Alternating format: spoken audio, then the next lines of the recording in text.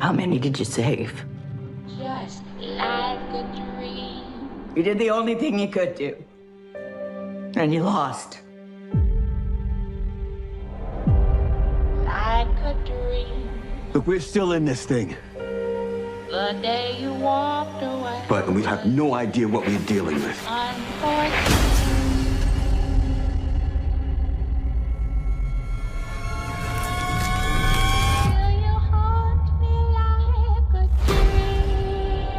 Things are getting worse around here, aren't they? Boyd, we're out of food. Too many things are changing. I have to remember. Remember what? What's missing? Nothing that I've been through is possible. I think you're here for what's in the basement. This place will not break us. We can still win. But the only way we go home is together.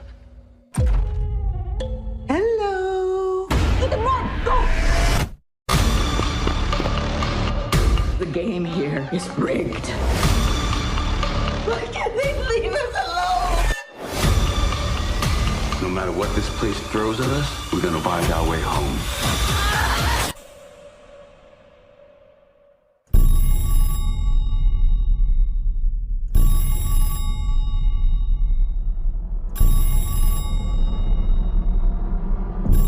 Everybody just talks about how afraid they are of dying. Well, I don't think that's the worst thing that can happen to you here.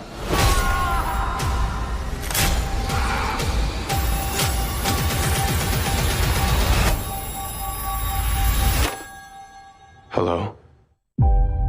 Like a dream. You looking for these? Into my life. You can't save them all. But things are really how they. A bus pulls into the town. We have new people who are really, really scared. We got this one, Mario. Christy's fiance. We got Elgin. He starts seeing dreams and stuff. The house falls down. Marielle, Christy, kiss, haircut. Gets possessed by some dimension of the town. Then you've got Boyd in a chamber? Boyd has to get out of the chamber. He meets Martin. Martin gives him worms. Found out Sarah took my dad's life. Everyone hates Sarah. Then Tabitha is trapped in the tunnels. Victor helped Tabitha escape from the tunnels. Tabitha's having visions of ghost children that are taken somewhere. Jade's having visions of a symbol. And he's trying to figure out what the symbol is. Randall and I just fight, and then he ties me to a tree. He actually starts to see a ballerina. Who knows why? And there's this music box that puts everybody to sleep, which is supposed to, but then when they go to sleep, now they're getting tortured. It's like a nightmare that never ends. We are kidnapped, us and Marielle. Yes. What is this place? Is it a simulation? Is it an experiment? Then what happens? Pregnant. Pregnant. We get married. Oh, yeah. And his wife shows up and he has to deal with her again. But eventually he gets rid of his wife. He gets rid of the worms. Gives them to the monster, kills Smiley, gives me a blood transfusion. I tell Boyd he has to break the music box. He destroys the music box. People wake up. And he saves the town. But not really. Little boy pushed me, and then I end up in the hospital. Boom, boom, boom. People are still trapped in a town full of monsters. Yes, indeed. Yes, indeed. Yes, indeed. Welcome one, welcome all. We are getting closer and closer now to the From Season 3 premiere and the kickoff watch party that we will be doing right here when the first episode does officially drop. And I am so pumped, guys. It feels like we've been waiting forever. I know we've had the extended wait due to the writer's strike, the extended hiatus. But it's looking like our patience is definitely going to pay off, as it looks like this is going to be one of the craziest seasons of From yet. And I cannot wait to dive into it with each and every one of you guys. And I think it's going to be good. I think this might be their best season yet. So glad to see everybody here. Of course, we got a ton of new footage to continue to dissect. Awesome new stuff that have recently been dropped. And some other new stuff that I have just seen recently in the Discord that we're definitely going to play here in a minute. And shout out to Vic, the one and only Vic, for posting that. That was something new I hadn't seen before. And we're going to play that here in a little bit. A nice From interview that points to some things we might expect in season 3. But we're going to dive in. We are going to dive in. Snug, how you doing, my friend? You ready for season 3? Hell yeah. Hell yeah. I got to figure out what's going on with that haircut, though. I don't know if they slowed her down a bit at the end, but I think that haircut is affecting Christy a bit. It's maybe turning into a monster. It's definitely monstrous, whether it turns her into a monster or not.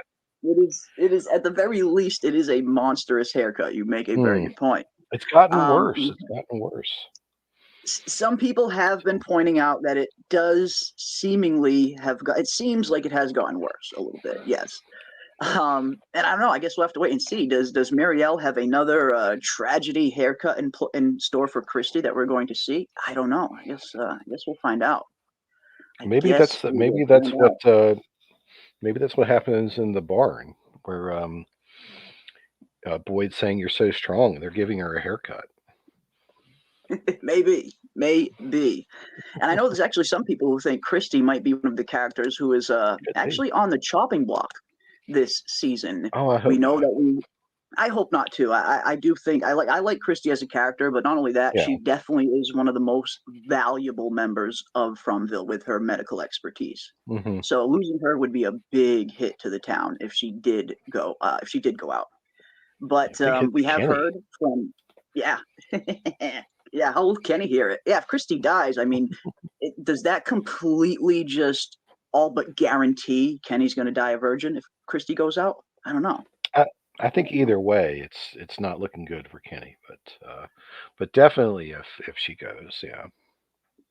I think Kenny's going to have a very rough season, and I'm very worried for some of Kenny's immediate family members. I know a lot of us believe Tien Chen is going to be on the chopping block, which I really hope isn't the case, but there's a lot of signs pointing to her maybe being one of the ones who goes. There is a possibility. There is a possibility. Yeah, I think so. Unfortunately, I think so. So it's unfortunate. It is unfortunate. I really like Tien Chen. I feel like they haven't even really cracked that character up open enough. She's had some pretty good screen time in season 1 and season 2, but I was really hoping to dive a little bit more into Tien Chen's character, peel back those layers a little bit more. And I don't know, we might never get the chance now if she is on the chopping block. But I guess we will find out. We'll find out. We are only 8 days away now, guys. Nice. 8 freaking days away from season 3. I can't believe it is almost here. And we have a member chat from Lieutenant Hughes for 20 months. Wow, LT, nice. Thank you so much, my friend. 20-month member. Wow, thank you so much for the support. Says the monsters will break everyone. Hallucinations galore incoming. The mental trauma will be strong. Hail to the chat, hail to the Fromily, and hail to Smiley. Hail to Smiley as well. We all miss Smiley. I think. But no, I think you're spot on, LT. I think you're spot on. This season not only looks like it's going to be a very dangerous season physically, but mentally, it looks like a lot of the characters are going to be pushed to their breaking point, to their limit. And most notably, it seems like the monsters are taking a very special interest in breaking Boyd above all. And it's going to be interesting. It's going to be interesting to see, hence the title or the subtitle of of this stream. Will the monsters successfully break Boyd? That is the question. Will Boyd get broken, or will he be able to find that inner strength that he is so well known for and be able to triumph in the end? I don't know. They're going to try. Like go either way. They're going to try. They are definitely going to try, and I cannot wait to see what methods they employ to try and break our leader down, and if Boyd can hold up to the scrutiny. But I guess we will find out. But before we dive into all of that, we got to say what is up to the awesome chat who is assembling here this evening. Welcome one, welcome all. I see Snug has gifted 5 new memberships to the chat. Thank you so much, Snug. That is incredibly generous of you, my friend. incredibly generous. And we are getting closer and closer to unlocking that next new custom emoji slot. I believe we're only probably just a few members away now. So thank you, my friend. Thank you, thank you, thank you. No problem. Looks like, yeah. Looks like Eddie R is now a member. Looks like Indigo is now a member. Star is now a member. Julie Barbara is now a member. And Greek Girl is also now a member. Welcome one, welcome all. So glad to have each and every one of you here. And I think I owe out some woes. I owe out a woe to Snug and LT. There is the woe. The new and improved woe. The much quieter woe that isn't going to hurt people's ears every time I play it. The first one was way too loud. Way too loud. But the woe is back, and it is quieter and is much more bearable. So thank you guys so much for all of the support. Appreciate it. Very much appreciate it. Let's see who we got in this awesome, awesome chat with us tonight. I see Wolf Spear in the house. What is up, Wolf Spear? Let me see if I can scroll all the way up. It doesn't always let me, but tonight it does. Looks like Dieter was first in the chat this evening. Welcome, welcome, Dieter. First and foremost. We got Kiwi Skirt in the building as well. What is up, Kiwi, the resident mod extraordinaire? Killing it.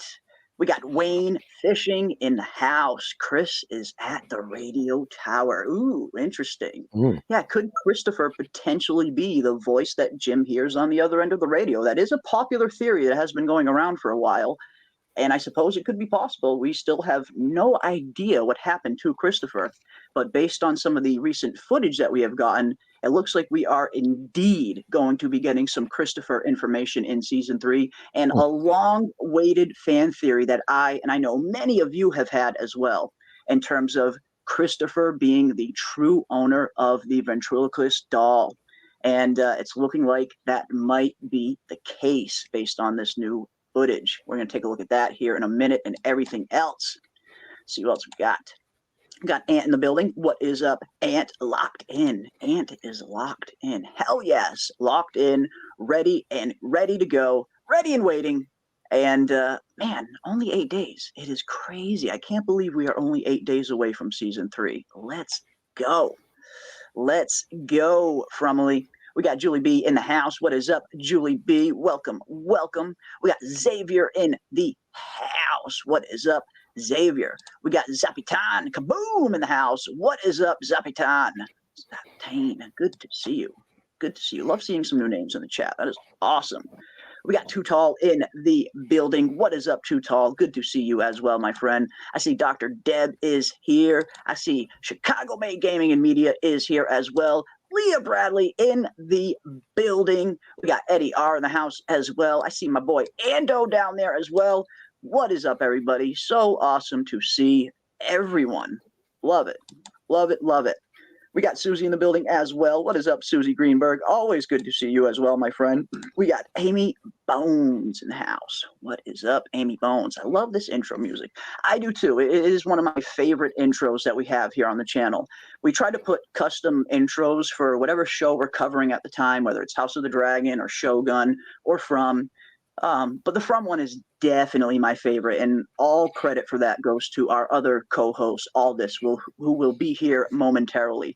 He found that song, and it just fit so well with the show of From, I feel. So yeah, thank you. I'm glad you like it. Glad you guys like it. We got Illegal Mods in the house. What is up, Illegal Mods? Welcome, welcome, welcome. Let me pop down here a little bit. We got the one and only Sophie L in the house as well. What is up, Soph? Welcome, welcome, welcome. Welcome, welcome. Let me scroll down over here as well. Jump down to the bottom. If I miss anybody, I am terribly sorry. It is certainly not on purpose. I try to catch as many as possible at the top. Then I kind of skip to the bottom and try and catch as many I can at the bottom. But so glad to have everybody here nonetheless. I see Cam is in the building. What is up, Cam? I see James Trott is in the house. What is up, James? Welcome, welcome, welcome. See who else we got. See who else we got. See Joel in the house. What is up, Joel? Good to see you as well, my friend. Awesome to see everybody here. We got Holly Thomas in the building. Welcome, welcome, Holly. We got PM in the house. Hi, are we discussing the new trailer behind the scenes? Yes, we will definitely be continuing our discussion on the new behind the scenes trailer. We dove into it last night, and I mean, we spent 4 hours talking about it, and we still didn't manage to cover everything because there's just so much gold and so many new scenes, just completely new scenes that we haven't seen before in any of the previous trailers that were dropped in that special. And yeah, we're going to be talking all about it this evening. You betcha. You betcha, PM. We are diving into it. We got Crazy Donut. What is up, Crazy Donut? Good to see you. Good to see you as well. And yes, the hype is real now. The hype is real.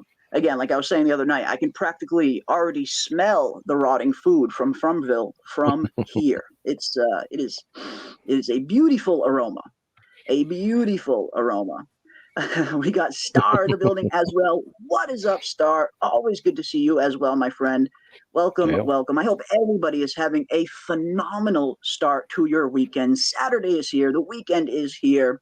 And what better time to dive into some Fromville? We got the time scales greeting us from San Francisco, the Bay Area. What is up, time scales? Good to see you. Never been to San Fran myself, but you are welcome nonetheless. Welcome, welcome, welcome. I feel he does skip people on purpose. I promise I don't. I swear I don't. I try to get to as many as possible. But, you know, if I were to get to everybody, I'd be greeting everybody for an hour before we even dive into the topic. So I try to catch as many as possible. I promise it is not on purpose. I promise, glue guns and roses. I promise. We got Vic in the house as well. What is up, Vic? Good to see you. I see Jen Hack in the building as well. What is up, Jen?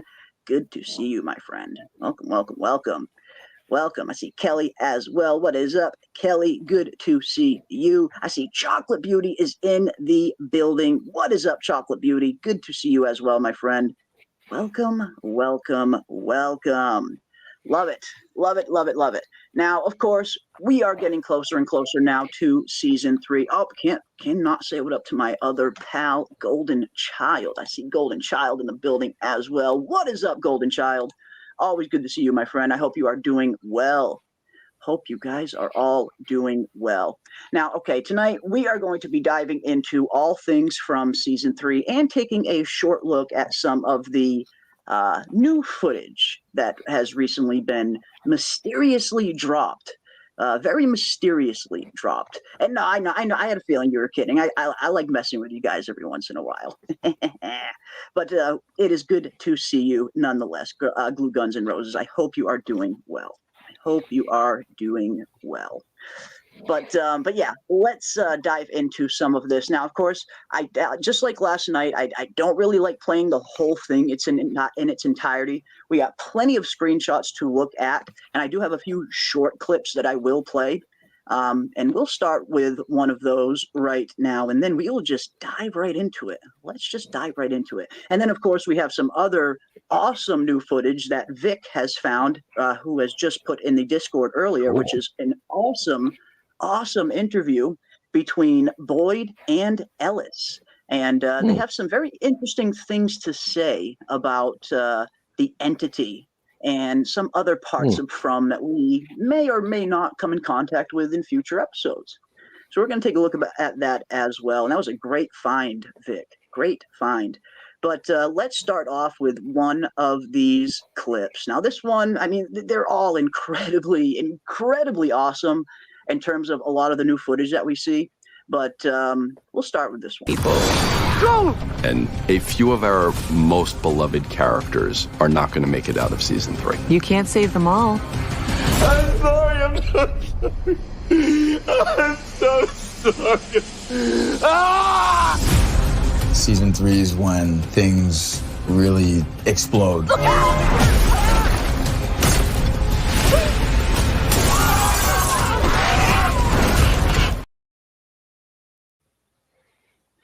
Oof, man, it is heating up, and it is heating up fast. Now, one of the first things that kind of popped out to me, and I'm sure a lot of you heard it as well, we hear Jeff Pinker, the showrunner of From, the head honcho, the guy in charge of the series, stating that we are going to lose not one, but at least two people in season 3. We are going to lose multiple beloved characters. And that has me very interested indeed in terms of what main characters we are going to love. Because when I hear the word beloved characters, that definitely tells me that these are not your average secondary characters that are going to be killed off. It's probably going to be some of our main cast members that is not going to make it out of season 3. So when you think about that, Snug, I think Tien Chen is on a lot of our minds. I think a lot of us are anticipating Tien Chen. But apart from Tien Chen, who do you think might also be on the chopping block? Who else is not going to make it out of season 3? Well, that's tough because it's so many of them seem so central to the story. I don't know. Maybe Christy, but I don't know. I'm a little skeptical it'll be Christy. Maybe Donna, but I'm not really sure why. Oof. Man, definitely beloved, those two. Definitely beloved. As Jen Hack says, probably not Jim, because Jim is not very beloved. I still got some love for Jim. I know that's exactly I have not written Jim off yet. I know Jim doesn't have a whole lot of fans in this chat, but I'm trying to hold on to some hope for Jim. I do think Jim is going to have I think Jim's going to turn some people around, hopefully, in season 3. But yeah, as Jen Hack says, beloved means not Jim. Oh, man, poor Jim. Poor Jim can just not catch a break these days. He cannot catch a break. Now we got to continue the Deadpool more than Tien Chen.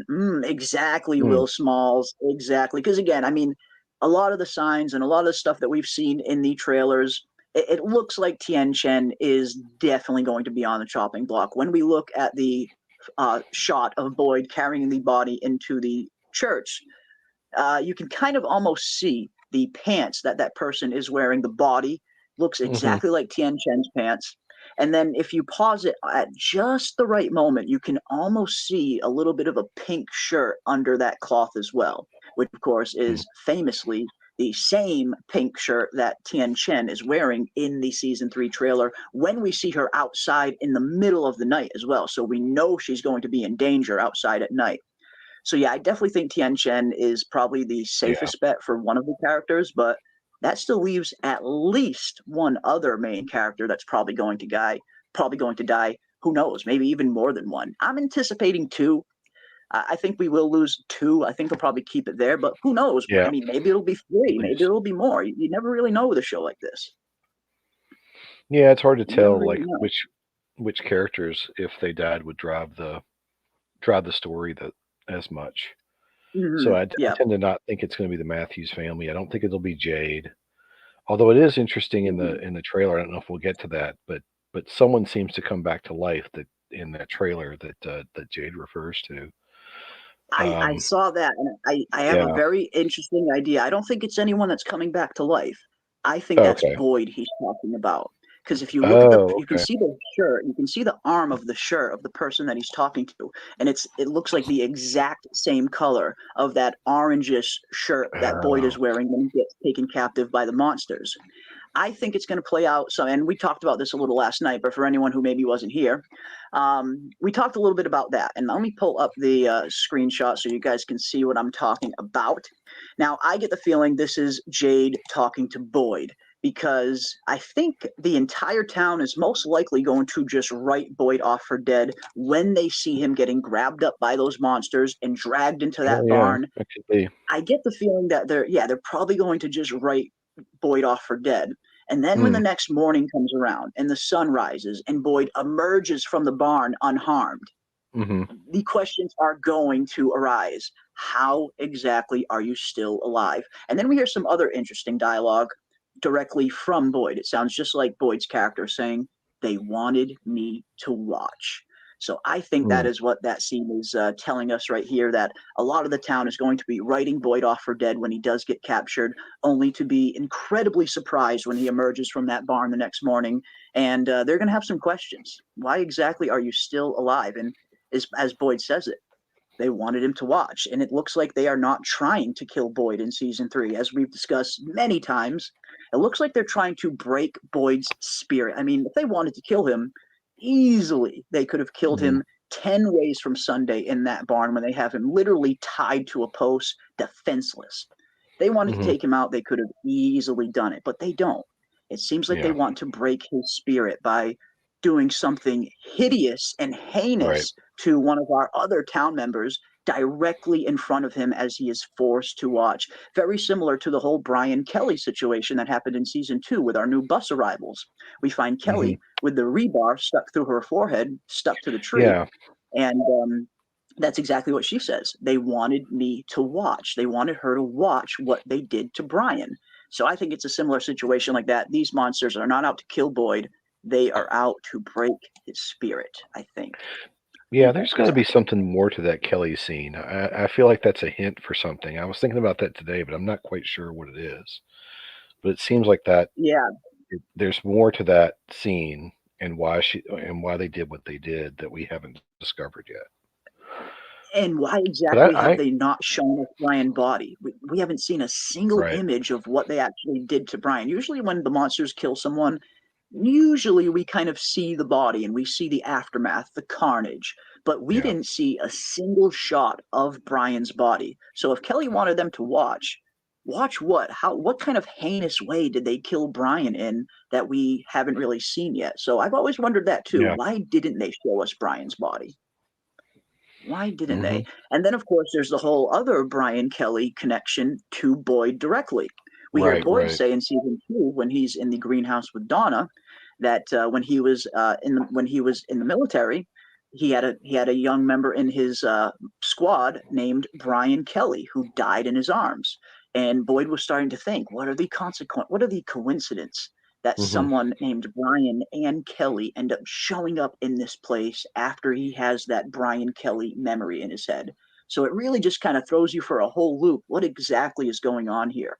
But yeah, I think the one thing that is clear is they are trying to break Boyd down. They want to break his spirit. The question is, why? Is it just a simple challenge that the monsters have accepted? And we do hear the showrunner state that at the end of season 2, Boyd kind of puffs up his chest after he seemingly defeats the entity. Seemingly. I don't think it's truly gone. But Boyd says, you don't break me. This place doesn't break me. And it seems like the monsters are taking that as a personal challenge in season 3. Is that the only reason they are trying to break Boyd? Is it just a personal challenge? Or does breaking Boyd achieve something that they're hoping to achieve? Now, I talked a little bit about this in one of my recent videos in terms of what Boyd's role is going to be in season 3. It looks like if you read some of these synopsis, it looks like at some point in time, the townsfolk are going to start to question Boyd's decisions. And that's not something we've really seen much of. Up until this point, Boyd has had a pretty good handle on the town for the most part. He's had everybody's confidence. Everybody looks to him for leadership and for protection. What exactly is Boyd going to be doing in season 3 that is going to question the townsfolk, to question his motives, to question his judgment? What exactly will he be doing? We hear that he is planning to enact some kind of very dangerous plan early on in the season that Donna and Kenny try to talk him out of, apparently.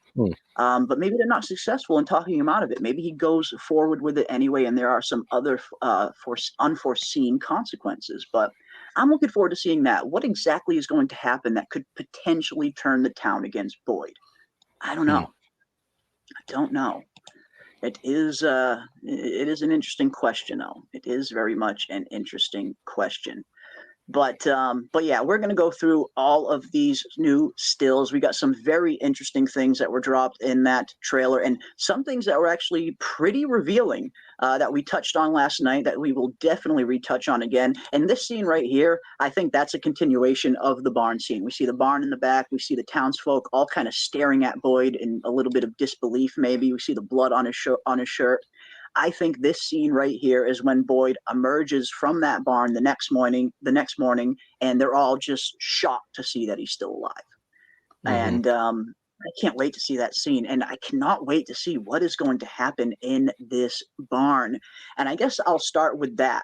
I'll ask everybody in the chat and my friend Snug here, what do you guys think is happening in this barn? Do you think Tien Chen will be the one that is in there with Boyd in the barn, or will that be one of the other characters that is potentially going to die? Who is in the barn with Boyd? What do you guys think? What about you, Snap?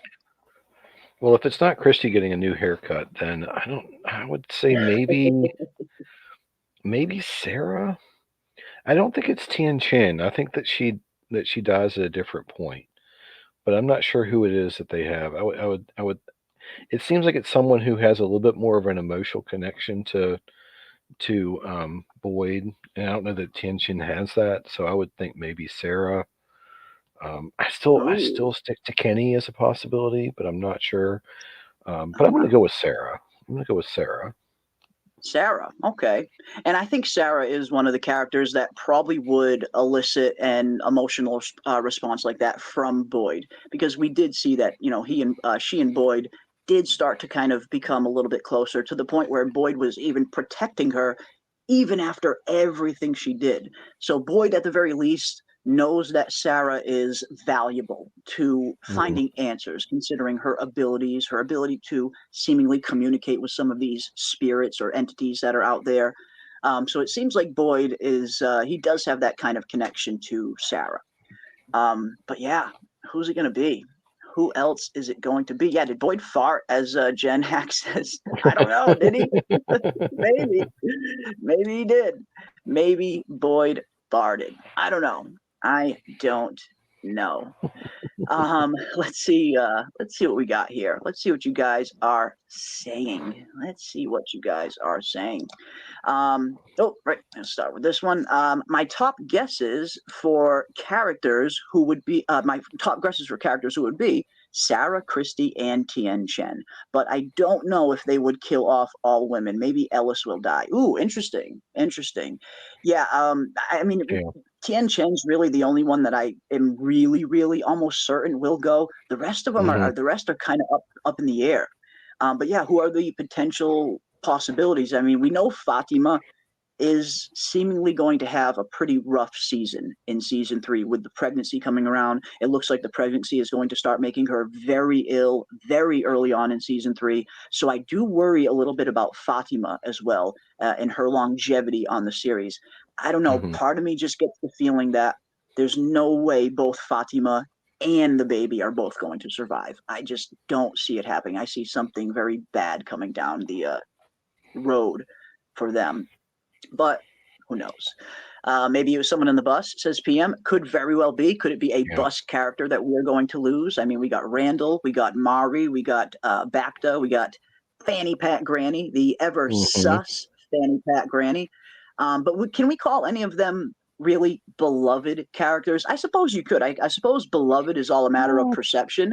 I mean, we all have different characters that we favor, different characters that we don't like. So I guess beloved is a subjective term depending on who you like on the show. But when I hear beloved, it tells me that it's probably going to be main core cast members that have been on the show since season 1. Yeah. But who knows? Could be bus characters as well. Could be some bus characters as well.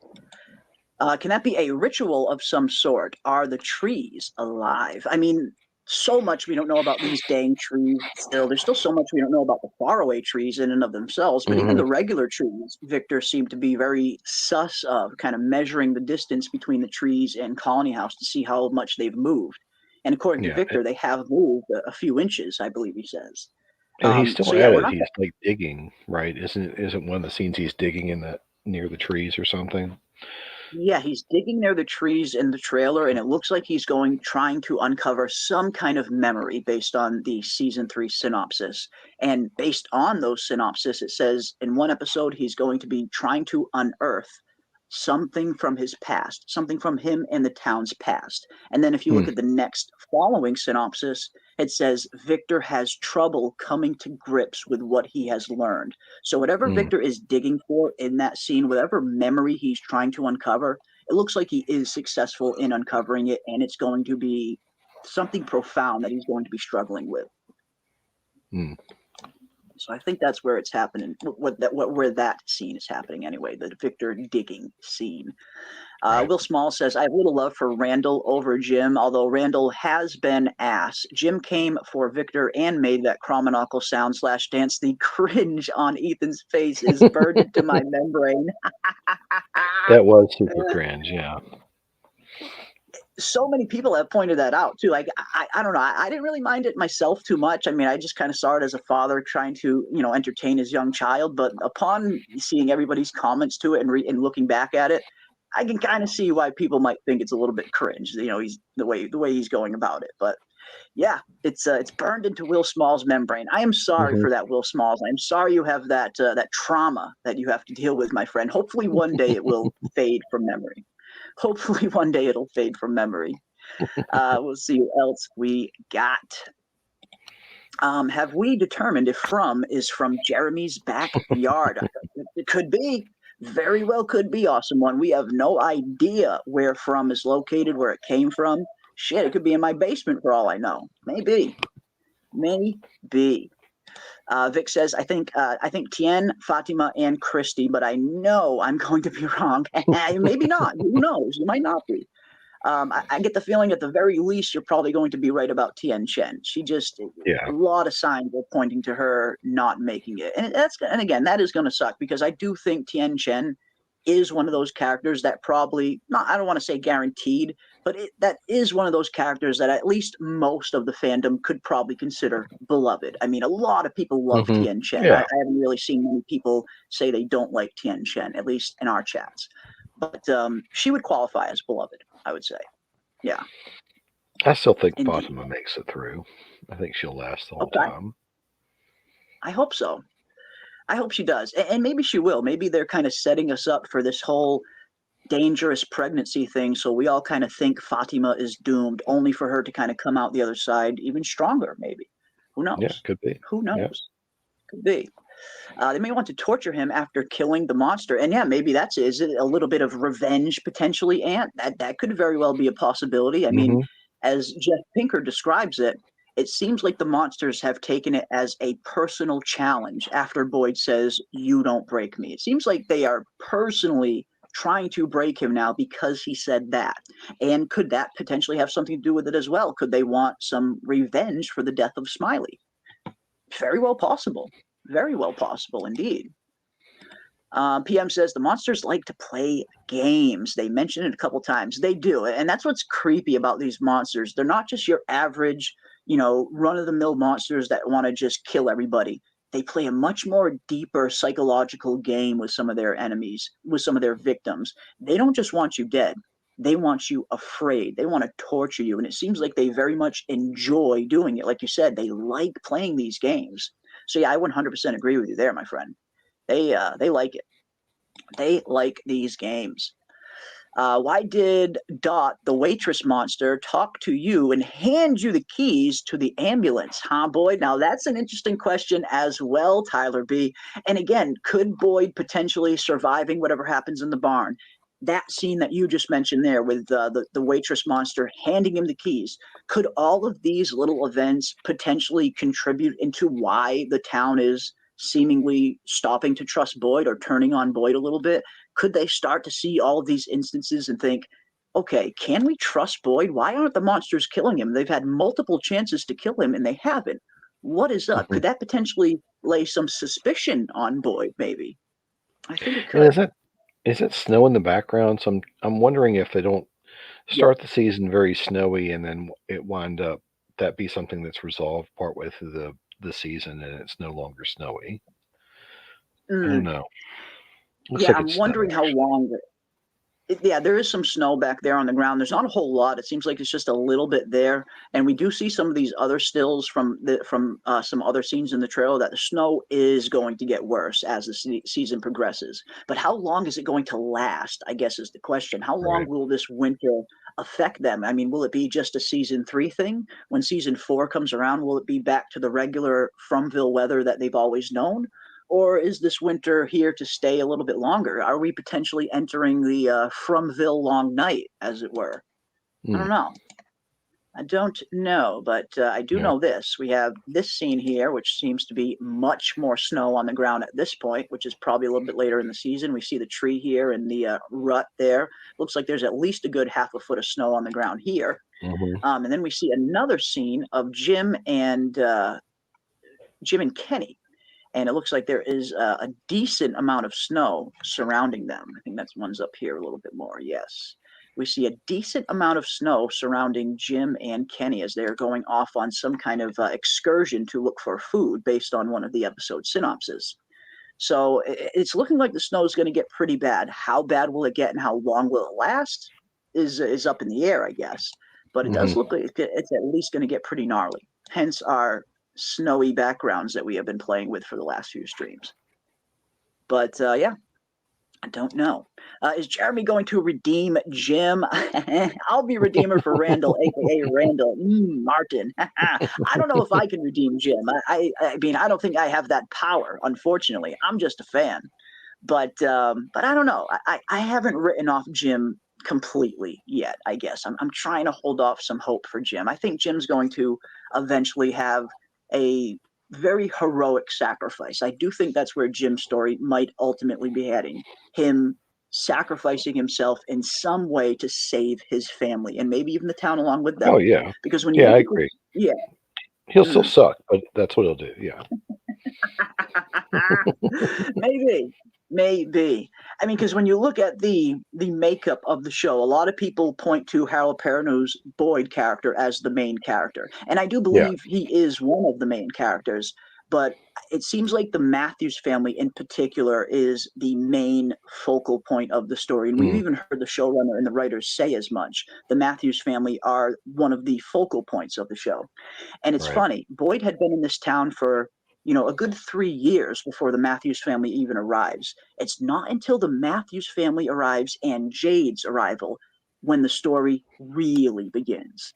So that's what leads me to believe that I do think the Matthews family are going to be the central characters when all is said and done. I think Boyd is obviously a very main character as well.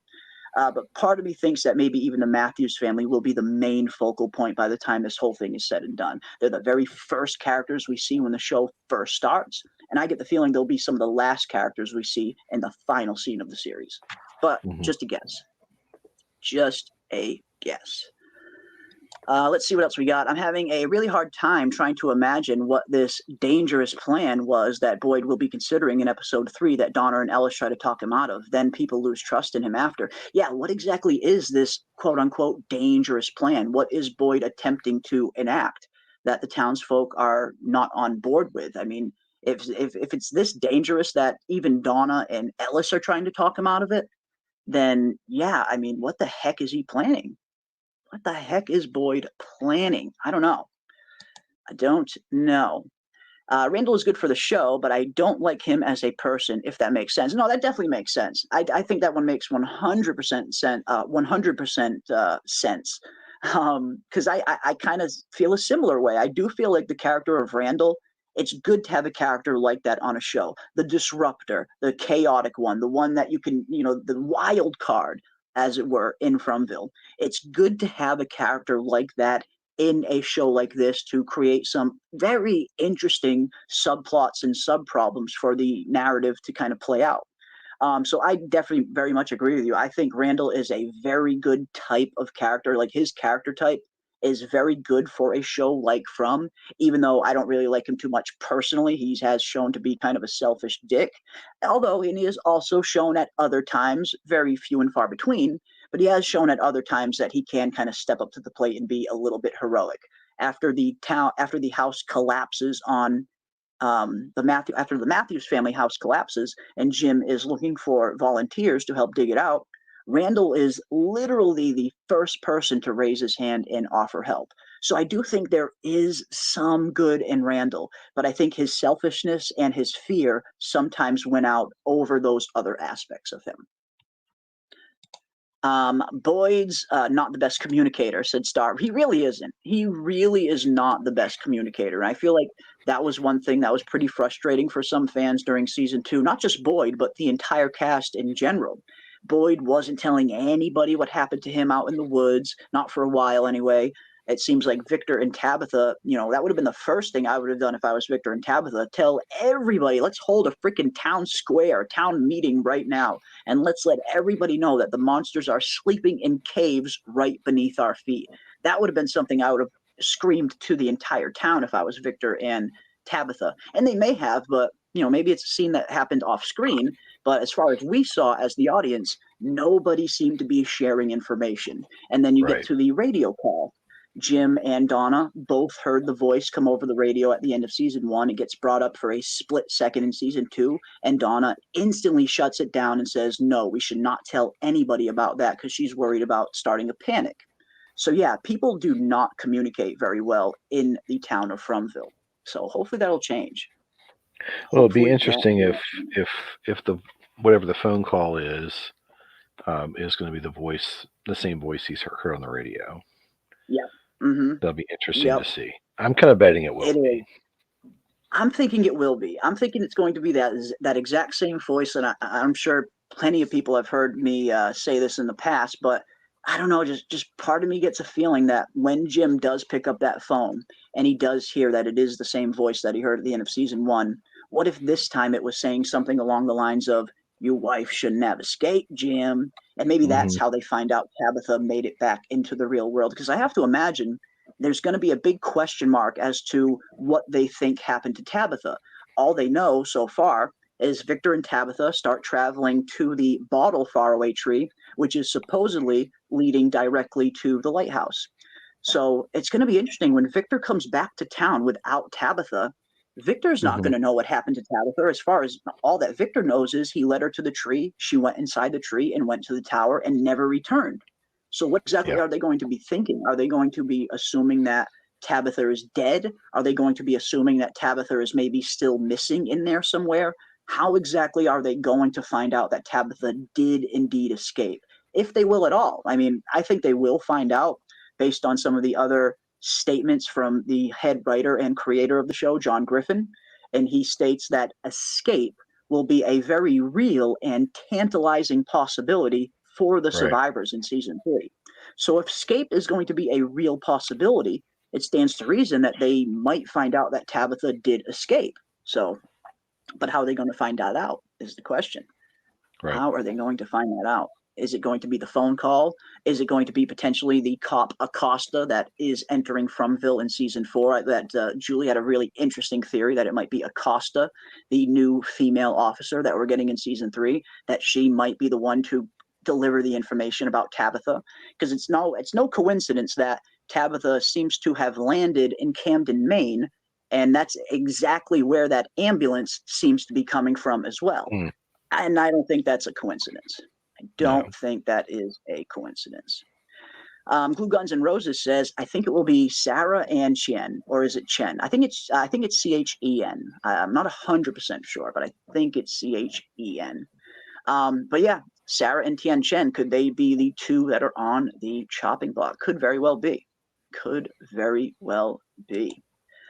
Boyd is going to take all of our advices and tries to capture a monster, says Xavier. Yes, Xavier. And that is something we have been really hoping for ever since very early on in season 1 and in season 2. We're really starting to hope at some point these townsfolk start to go on the offensive a little bit more. They need to start fighting back.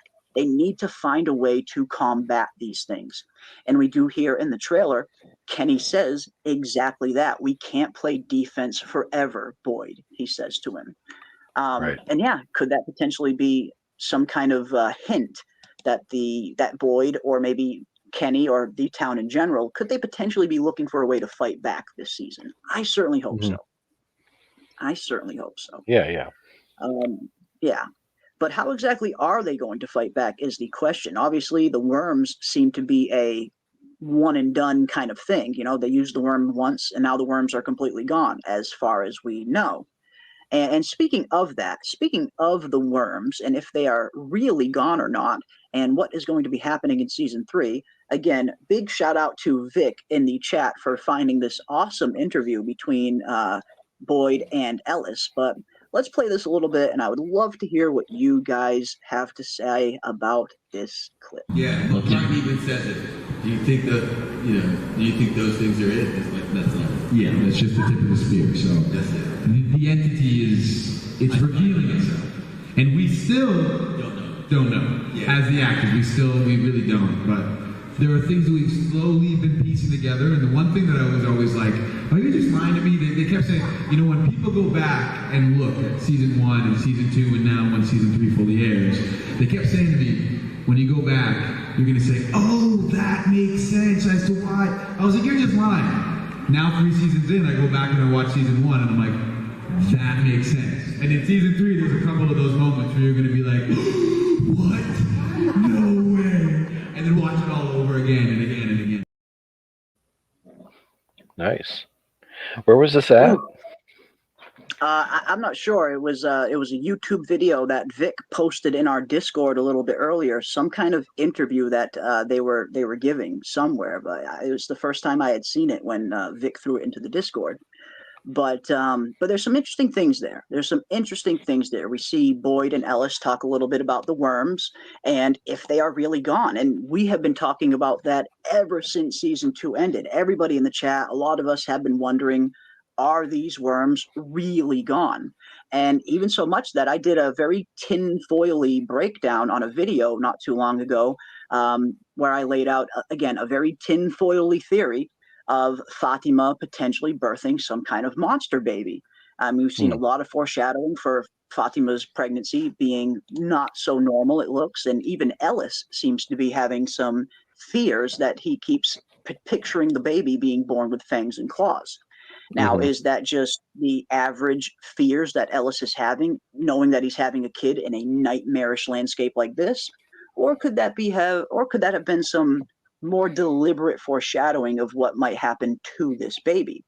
Now, we don't really know about these worms. This weird worm entity is still incredibly foreign to us. We have no idea what it was truly, no idea how it operates truly. There's so much unknown about this weird worm disease.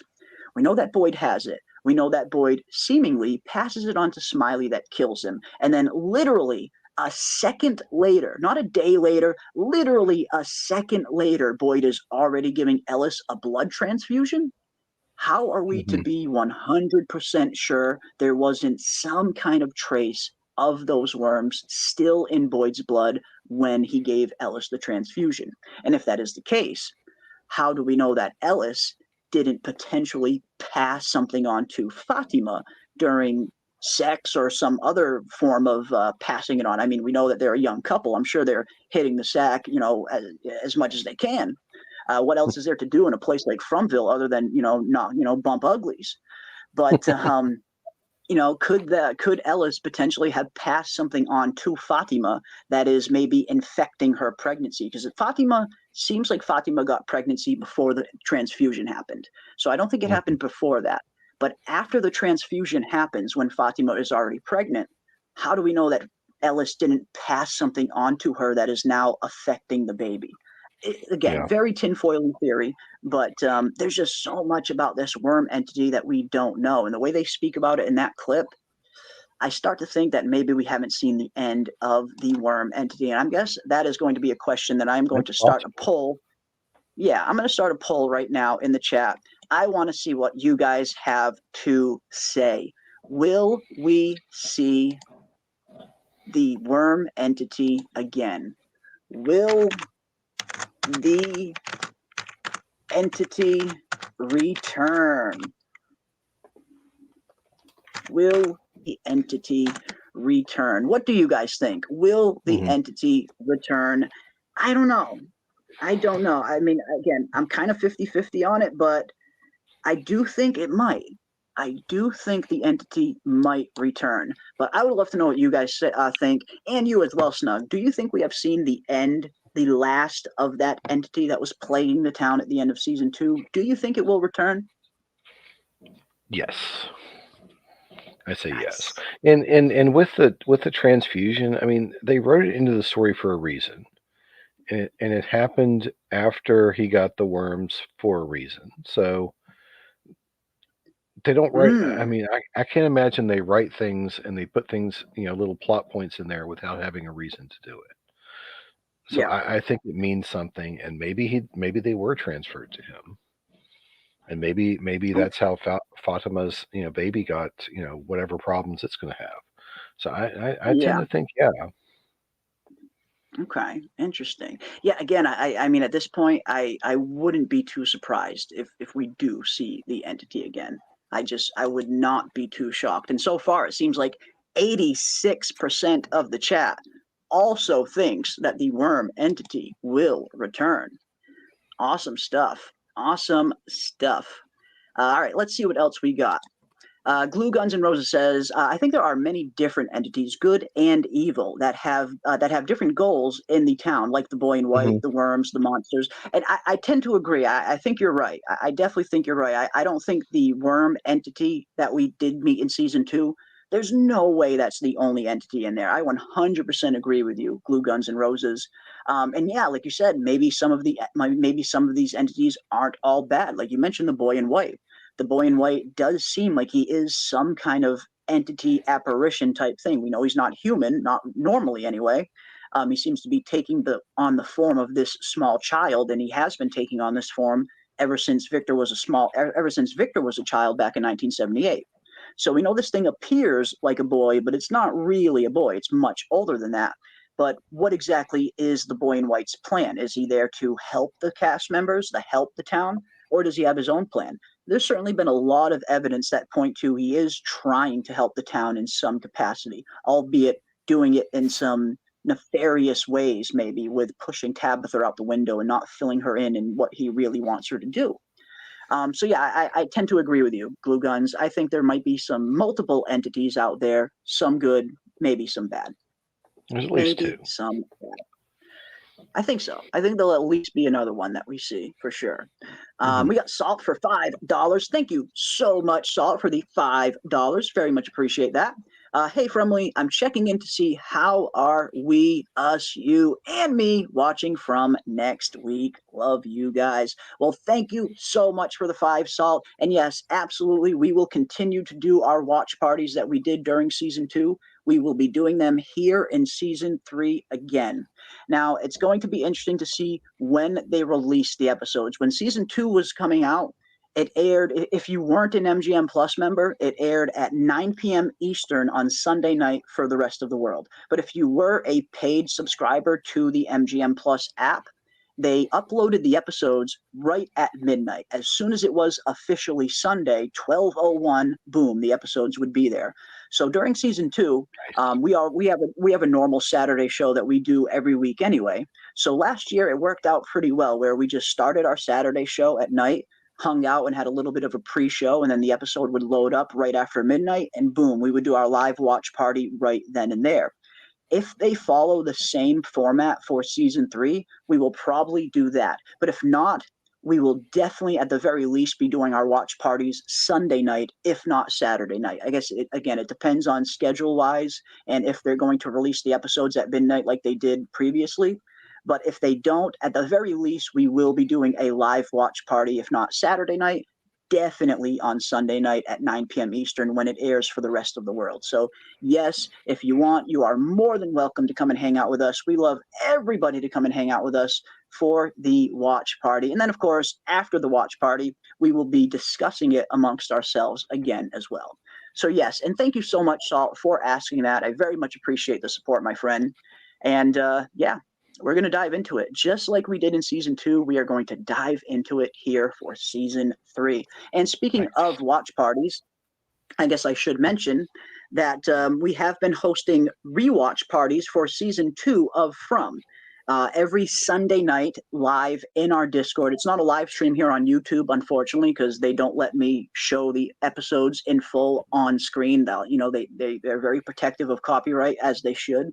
But we do have live watch parties every Sunday night directly in our Discord server. And we have been rewatching season 2 over the last few weeks. And tomorrow night is our finale of our season 2 From rewatch party. We will be finishing with episodes 8, 9, and 10. The last 3 episodes in season 2 we are diving into tomorrow night right in our Discord. And if anybody wants to come and join us for that watch party, the link is right there in the chat from season 2 watch party.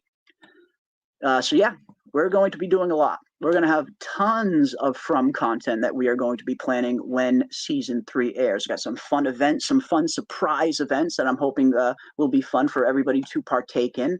We'll be doing plenty of live call-in shows like we did last year as well. So we're hoping to have some fun. We're hoping to have some fun with season 3 this year, just like we did with season 2. So yeah, everybody is welcome. We got Mike Shriver. Is the baby that's going to be born going to be a worm creature that will be able to fight the monsters and kill them just like the worms that were in the arm did? Ooh, Mike, interesting. I like that. I don't think I've heard that theory before, and I always love hearing a new interesting theory. Maybe. I mean, I guess you have a good point there. Again, we really have no idea what this transfusion did to Ellis, and if in turn Ellis could have passed something on to her and the baby. But what if it's not all negative, like you mentioned? What if the baby is born and it has these worms, but also some kind of immunity to the bad effects that the worms carry, and maybe this baby will literally be a weapon against the monsters? I like that theory, Mike. That is a very interesting one. Wow. I like that. You think there's a possibility that this baby could maybe not be something evil? Maybe it could be their kind of savior. And I know some people have had that theory as well, that, I mean, a lot of signs point to this baby being not normal, but that doesn't necessarily mean the baby is going to be evil or dark. Maybe this baby will be some kind of savior. So I like that theory, Mike. I think that's a great theory. That kind of fits in with the Adam and Eve imagery that they use for Fatima, because if you and the biblical stuff with it, because if you look, the child of Eve is supposed to defeat evil, and if you look at the Genesis story, so maybe that's what it is. Okay, interesting, very interesting. Maybe. I like it. I like the theory. I very much like the theory.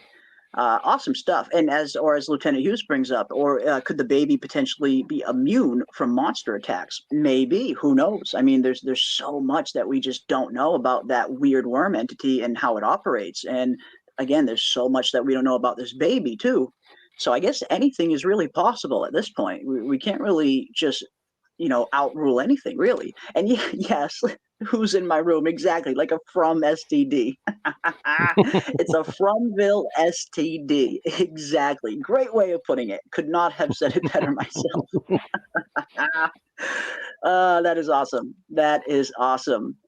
Hitting the sack is a funny phrase. It is, isn't it? You want to hit the sack, you want to knock boots, bump uglies, whatever the kids are calling it these days. I guess I'm a little out of touch. I'm getting older now, unfortunately.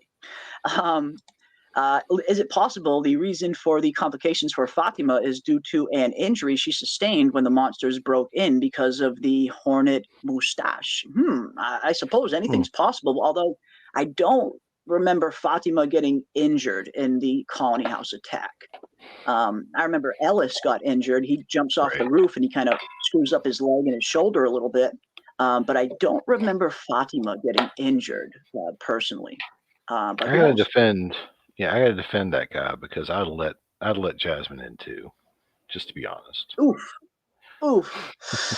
Man, I mean, she was very persuasive. Jasmine was very persuasive, and she was very easy on the eyes too. So for a lonely man at Colony House that maybe was having some trouble getting any, which 70s porn stash dude definitely seemed like he would qualify.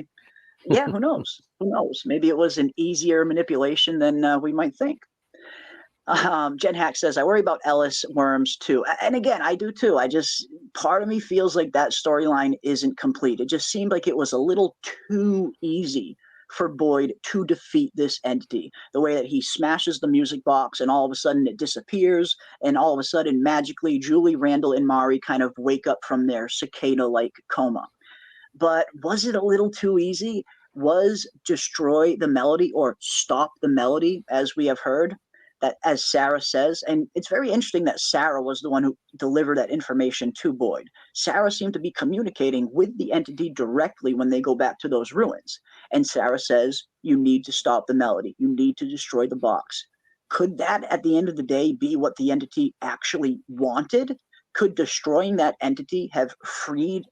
Could destroying that box have freed the entity even more and not necessarily have defeated it? I don't know. Could it have been one giant manipulation? Could destroying that music box be exactly what the entity wanted in the first place?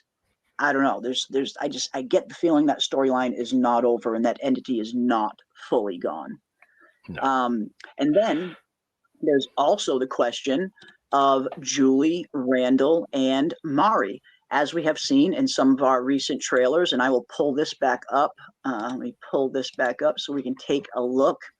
It does look like there are going to be some interesting things happening potentially to Julie, Randall, and Mari in season 3.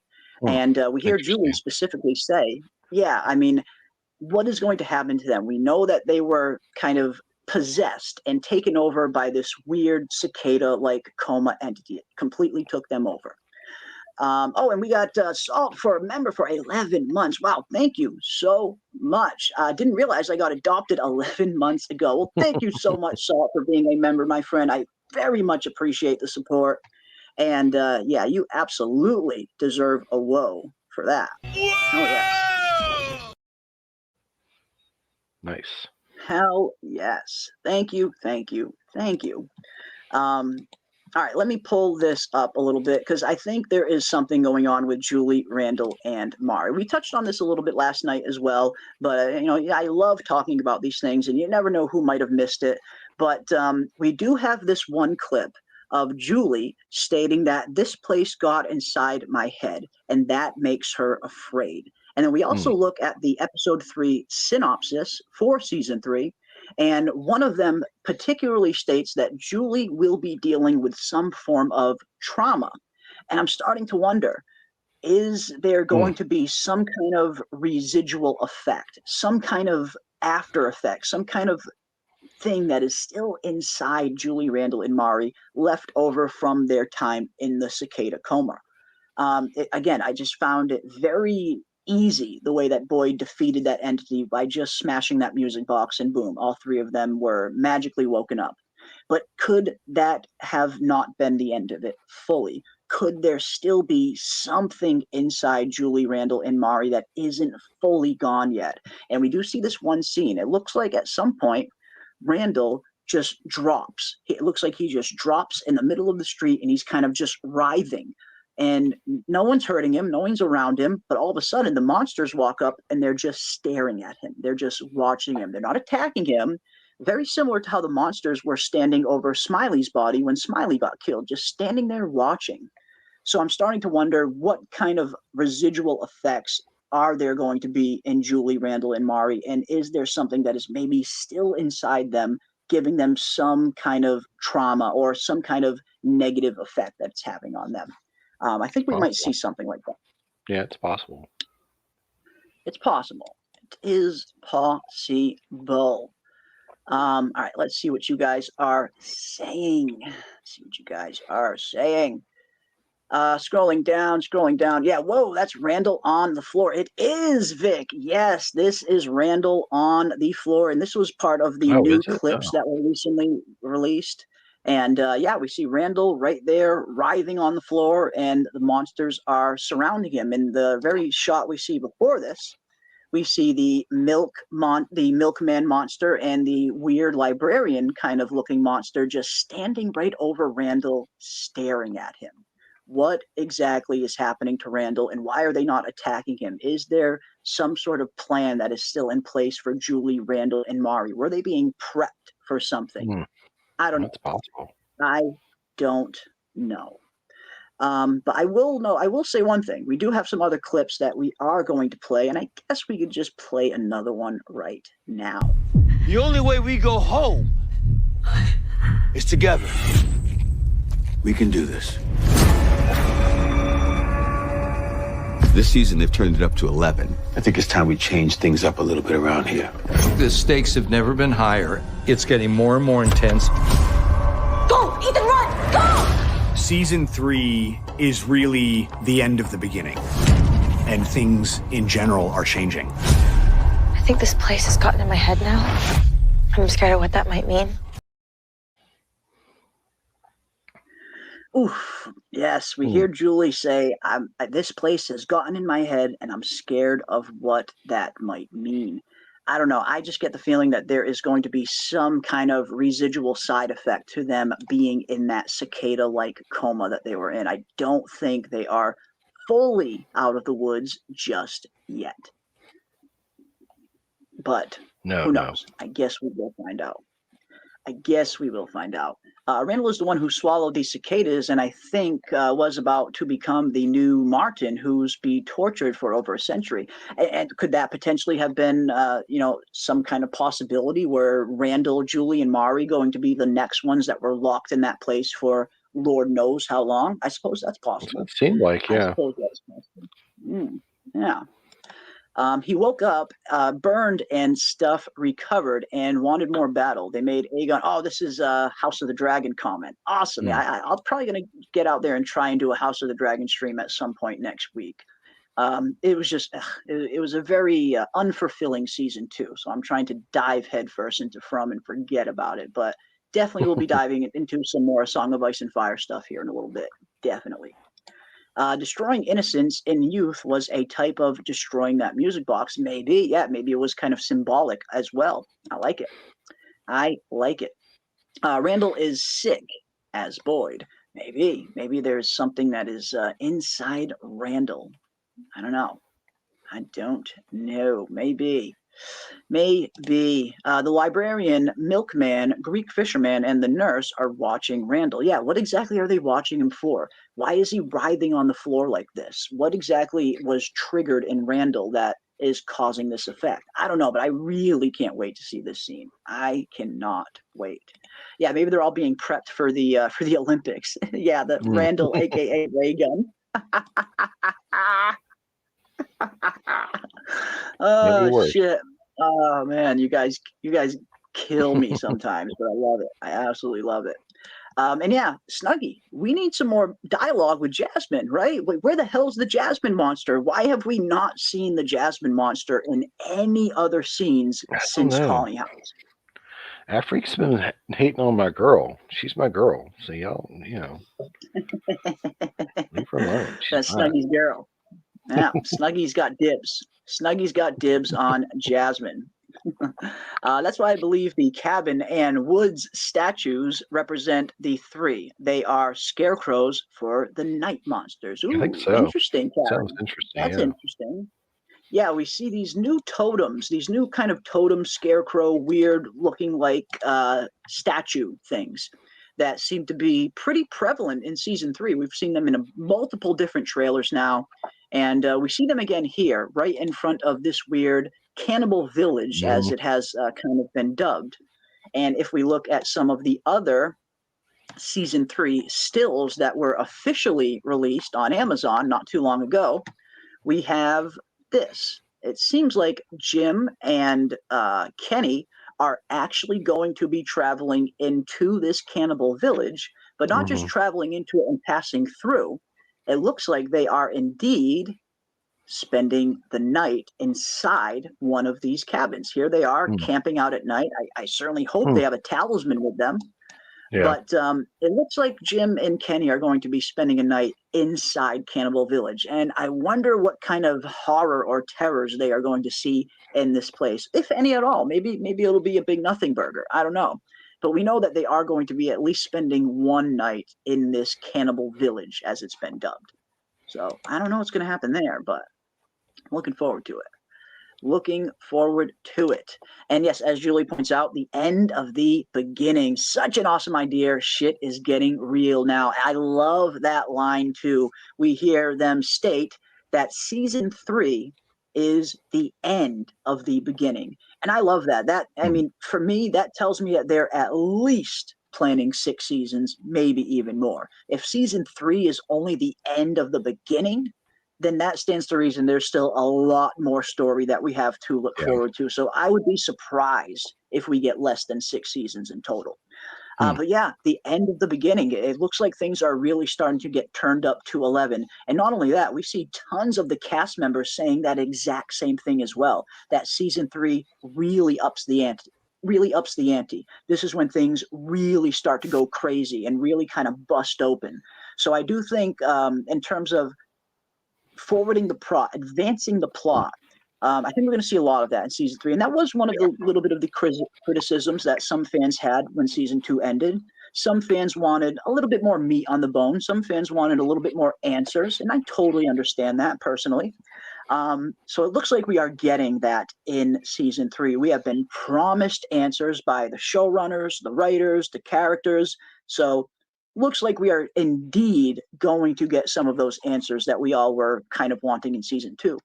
But will those answers bring even more questions is the idea, and I think they will. We hear Tabitha say that very same thing, that we are going to get answers in season 3, but we're also going to get some new questions in season 3 as well. And that's exactly how you want to play a mystery box style storytelling like this. You want to answer some things, but every answer sometimes might lead to a new mystery and a new question. So I do think we're going to see that format play out. And I thought another thing that was pretty interesting, that the actress playing Ellis, that he stated in that interview, he talks about revisiting earlier seasons of From and things starting to make a little bit more sense. And that is exactly what we have been preaching since day one here on this channel. And that's usually how mystery box style of stories go. You look back at Lost, for instance. This show and Lost share so many similarities in terms of tone and storytelling and everything else. When you look back at Lost and you started to get to seasons 3, 4, 5, and 6, you were able to go back and watch seasons 1, 2, and you could really kind of see a bunch of things that make way more sense now than they did when you first originally watched them, because you just didn't have the context for them. So now that we're getting into season 3, we hear Ellis specifically say we'll be able to go back to season 1, and things in season 1 will start to make more sense to us because we finally have some more context as the story progresses. That's why I always urge everybody, when a new season is coming out, always go back and rewatch the old before and after the season is over. Because we did that very same thing with season 2. Soon as season 2 was over, we went right back and we rewatched season 1, and we found tons of things that we missed the first time around because we just simply didn't have context for them when only season 1 was out. But as more of the story comes out and we get a little bit more answers and the plot kind of develops more, we will be able to go back to those earlier seasons and things will make way more sense than they originally did. So that's what I'm looking forward to. I can't wait to kind of see this third season and then go back and rewatch seasons 1 and 2 and see what other things we have some new context for. That's what I want to see. Absolutely. That is what I want to see. Remember when people were calling Randall a wish Chris Evans? I don't remember that, but that is absolutely hilarious. Yeah, the Dollar General version of Chris Evans. I can see that a little bit. I can see that a little bit. And yeah, sorry, but a show like this, you need an asshole. You really do, Crazy Donut. I 100% agree with you. You need a character like Randall every once in a while. A character that, again, is that wild card. The character that is capable of kind of causing chaos and being the disruptor in Fromville. You need characters like that. It can't just be all human versus monster. You got to have some of the human elements and some of the human problems added in. And that is where characters like Randall, characters like Dale, that's where those characters really kind of come through and shine and play a very pivotal role because they are the quote unquote disruptors in the show. And I think we'll see more of that. I think we will see more of that. The grandma monster imitates Tabitha's voice. That's why Ethan opens up the door for her. That was my first thought as well. I mean, why exactly was Ethan just opening up this door? That's another huge question mark. At this point, we're in season 3. And Ethan, Julie, everybody knows the dangers of this place, and they know what is lurking outside. So what exactly is going to convince Ethan to open up this door when it is already clearly nighttime outside? And yeah, that's the only thing I can think of is maybe this monster is imitating Tabitha's voice. I mean, we know Ethan is probably going to be very much missing his mother. She's gone. They have no idea what happened to her at first. So all of a sudden, if he hears a knock on the door at night and he hears Tabitha's voice, his mother's voice, maybe that will kind of just override his sense of self-defense, and he just kind of opens the door without even thinking about it. Yeah. That's the only thing I can really think of as to why he would open this door at night. Well, good question is where's Jim? Where's Jim at? I think this is when Jim and Kenny are off on their excursion out in the woods. So they left the kids he left the kids by himself. See, that's another reason to hate Jim. It is. If Jim did just leave the kids by themselves and it's just Julie and Ethan, that's going to be a little bit problematic. But I get the feeling I think Victor might be behind with them as well, because we see Victor in their house in a few scenes, or who knows, maybe someone else. But you do bring up a very good point, Snug. If Jim just leaves Julie and Ethan by themselves, yeah, it's not very smart parenting skills here in Fromville, Jim. Not very smart. Yeah. Good stuff. Good stuff. Yeah, freaking kids opening the doors and windows. When will they learn? When will they learn, right, Star? Like, when will these freaking kids learn? And we saw this happen in season 1 as well. The very first episode of the series, actually, we see poor young Megan, who was old enough at that time to probably understand the danger that they were in, yet she is managed to get manipulated into opening the door for the same granny monster. So what is it about this granny monster that her manipulation tactics maybe work a little bit better on children? Maybe? I don't know. I don't know. Don't know. I'm hyped on when they finally capture a live monster. Hell yes, Quan Solar. That is what I would love to see on this show. Because, I mean, at some point, like Kenny says in the trailer, they can't just play defense forever. They're going to eventually just get picked off one by one. At some point, they need to figure out some way to combat these things, some kind of weakness that they have so they can fight back. And again, I know a lot of us believe that fire might work against these monsters. If you burn one of these monsters, that might potentially kill it. It seems like fire took care of Smiley's body and got rid of it. Decapitation might be another possibility. There's not many things out there that can survive getting their freaking head cut off. So I do think those could be two potential options that could take these monsters out. But is there something else out there? Will they find out that these monsters have some sort of weakness that they can exploit that will make them a little bit easier for them to take out? Because when you start playing with fire and Molotov cocktails and things like that, you run a very big risk and a very big danger of destroying the entire town. I mean, don't get me wrong, I would love to see them burn one of these monsters to a crisp just to see if it even works. But they stand a very big risk that they could, torch the entire town at that point, which would be very bad. Would be very bad. Mm-hmm. I do love Randall Ray gun name. Yes. Yes, indeed.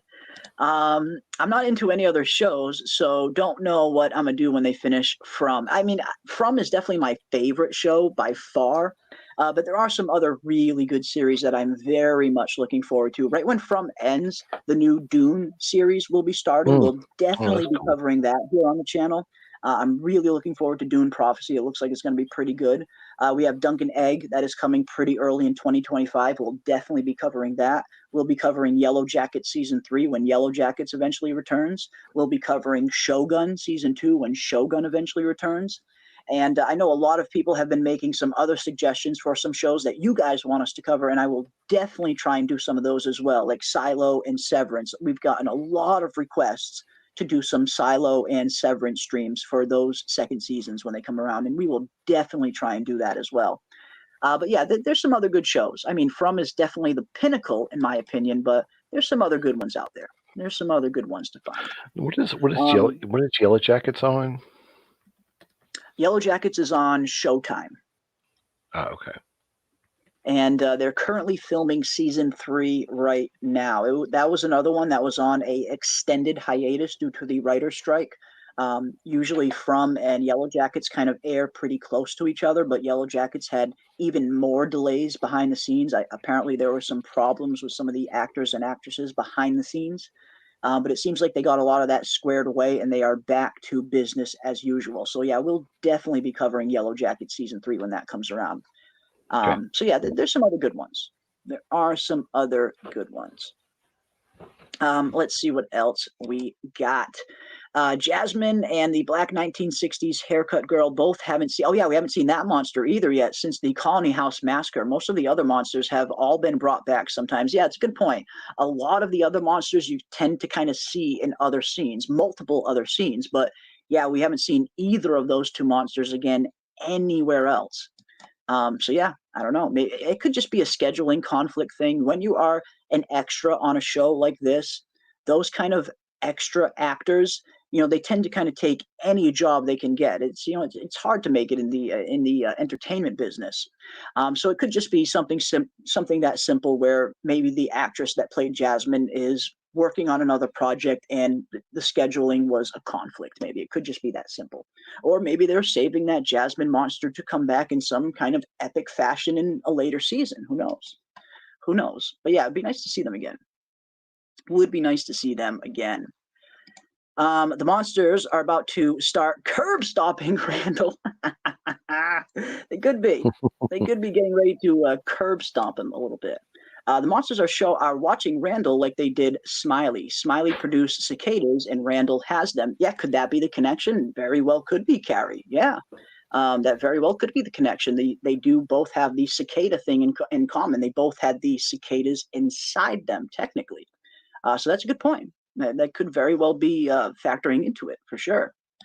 Ooh, this is interesting. Randall will lead the monsters. Now, that would be an interesting twist, if nothing else. And part of me thinks that something like that isn't too far outside of the realm of possibility, especially when we start to think of the role that Christopher played in the original massacre. We hear Victor say it, that his mother came to him and said, find somewhere to hide where Christopher can't find you. And the next thing we know, the next morning, boom, the entire town has been massacred by monsters. But it seems like Christopher may have had some kind of part to play in that massacre. Was Christopher the one that revealed all the hiding spots, maybe? Because we know back then there were no talismans. All everybody did was hide at night and hope for the best, hope that the monsters didn't find them. And it seems like they were losing people on a nightly basis back then. So could it have been something a little similar like that? Could Christopher have been corrupted by this symbol that he was being plagued with over and over and over again? The same symbol that Jade, that is not only Jade is seeing, but the same symbol that seems to be starting to drive Jade a little bit mad even. So yeah, could that potentially be the common denominator? Did Christopher have some sort of hand in that massacre? And if that was the case, could we see another human play a similar role in this time period now, like a Randall maybe? I suppose that's possible. I suppose that is possible. I've been watching Power and Raising Kanan. I've seen Power. I haven't seen any of the spin-offs yet, though. I know Power did a ton of spin-offs. I always meant to go back and watch some of them. I just haven't really had a chance to get around to it. There's so many shows that are on my watch list right now that I just haven't had a chance to get to, but I do plan on getting to them at some point. Well, to be fair, compared to the monsters, she is the looker. She very much is. If you're referring to Jasmine, yeah, Jasmine is the looker. I totally understand Snug having a thing for her. Absolutely. She's hotter than the milkman. She's hotter than the milkman. I think we can agree there. Yeah, she's hotter than the milkman for sure. Who plays Killer Grandma? Honestly, that's one of the actors. I never actually looked that up personally, so I don't even know the actress's name that plays the Granny Monster. I probably should. I probably should have done my due diligence on that. I usually try to research most of the cast members, but then again, I usually research most of the main cast. But no, yeah, I don't know the name of the actress that is playing the Granny Monster, but I will definitely look it up for sure. For sure. Oh, awesome. It's Sarah Campbell. Randall, Sarah Campbell? Yeah. Okay, awesome. There it is. Sarah Campbell, the Granny Monster. Now we know the name. Now we can actually put a name to the Granny Monster face. I like it. And it looks like the Granny Monster herself is indeed going to be getting inside the house, and that's going to be a very interesting scene. It looks like Randall, of all people, comes to Julie and Ethan's defense. after the granny monster gets inside the house. Let's see, we got some of these other stills to look at. We know that Ethan opens the door for her, unfortunately, and then we see Granny Monster kind of in mid-transformation from her human form to her monster form walking down the hall like this, and looks super gnarly, too. Like, Granny Monster looks freaking scary. Absolutely scary. But then after that, we see this very next scene, and it looks like Randall is opening up the back door to his bus to let Ethan, Julie, and Sarah inside. So it looks like Randall, of all people, comes to their defense when the Granny Monster gets inside. So again, Randall is, he's done a lot of irredeemable things, but he does have some good qualities in there, at least saving Ethan, Julie, and Sarah when they needed saving the most. So we are going to see that at least. We are going to see that. Let's see what else we got. I thought this show was going to be corny. Well, when I saw Grandma come through the window, I was hooked. Whoa, awesome stuff. And yeah, this show, it really hooked me in right away. I remember seeing the trailers for it before it even started, and I thought, okay, this looks kind of interesting. I'm going to check this out. And then I saw that first episode. Not even the first episode. The first 10 minutes of the first episode instantly just drew me right in, and I knew I was going to be hooked on this show. And that's pretty much how it's played out. And I know that's how it's played out for a lot of you guys as well, where the show kind of just pulls us right in, right off the beginning, and we've been hooked ever since. The claws are in at that point, because those first 10 minutes of the show, the very pilot episode, tells you a lot about what this show is going to be in those very first 10 minutes. You find out right off the bat that this show is going to be one of those shows that isn't afraid to kind of take things close to that line. Yeah. The way that we see a young child get absolutely slaughtered in that manner within the first 5 minutes of the show, 10 minutes of the show or abouts, that tells me that, okay, this show is not afraid to go to some of those other places. Some places where other shows maybe don't want to tread. It seems like From is not afraid to go to that line and maybe even cross it sometimes. And I actually like that. I like shows that are not afraid of taking risks. And I was instantly hooked right from that one scene. Instantly hooked. I wonder if Dude drinking out of the skull is a cannibal.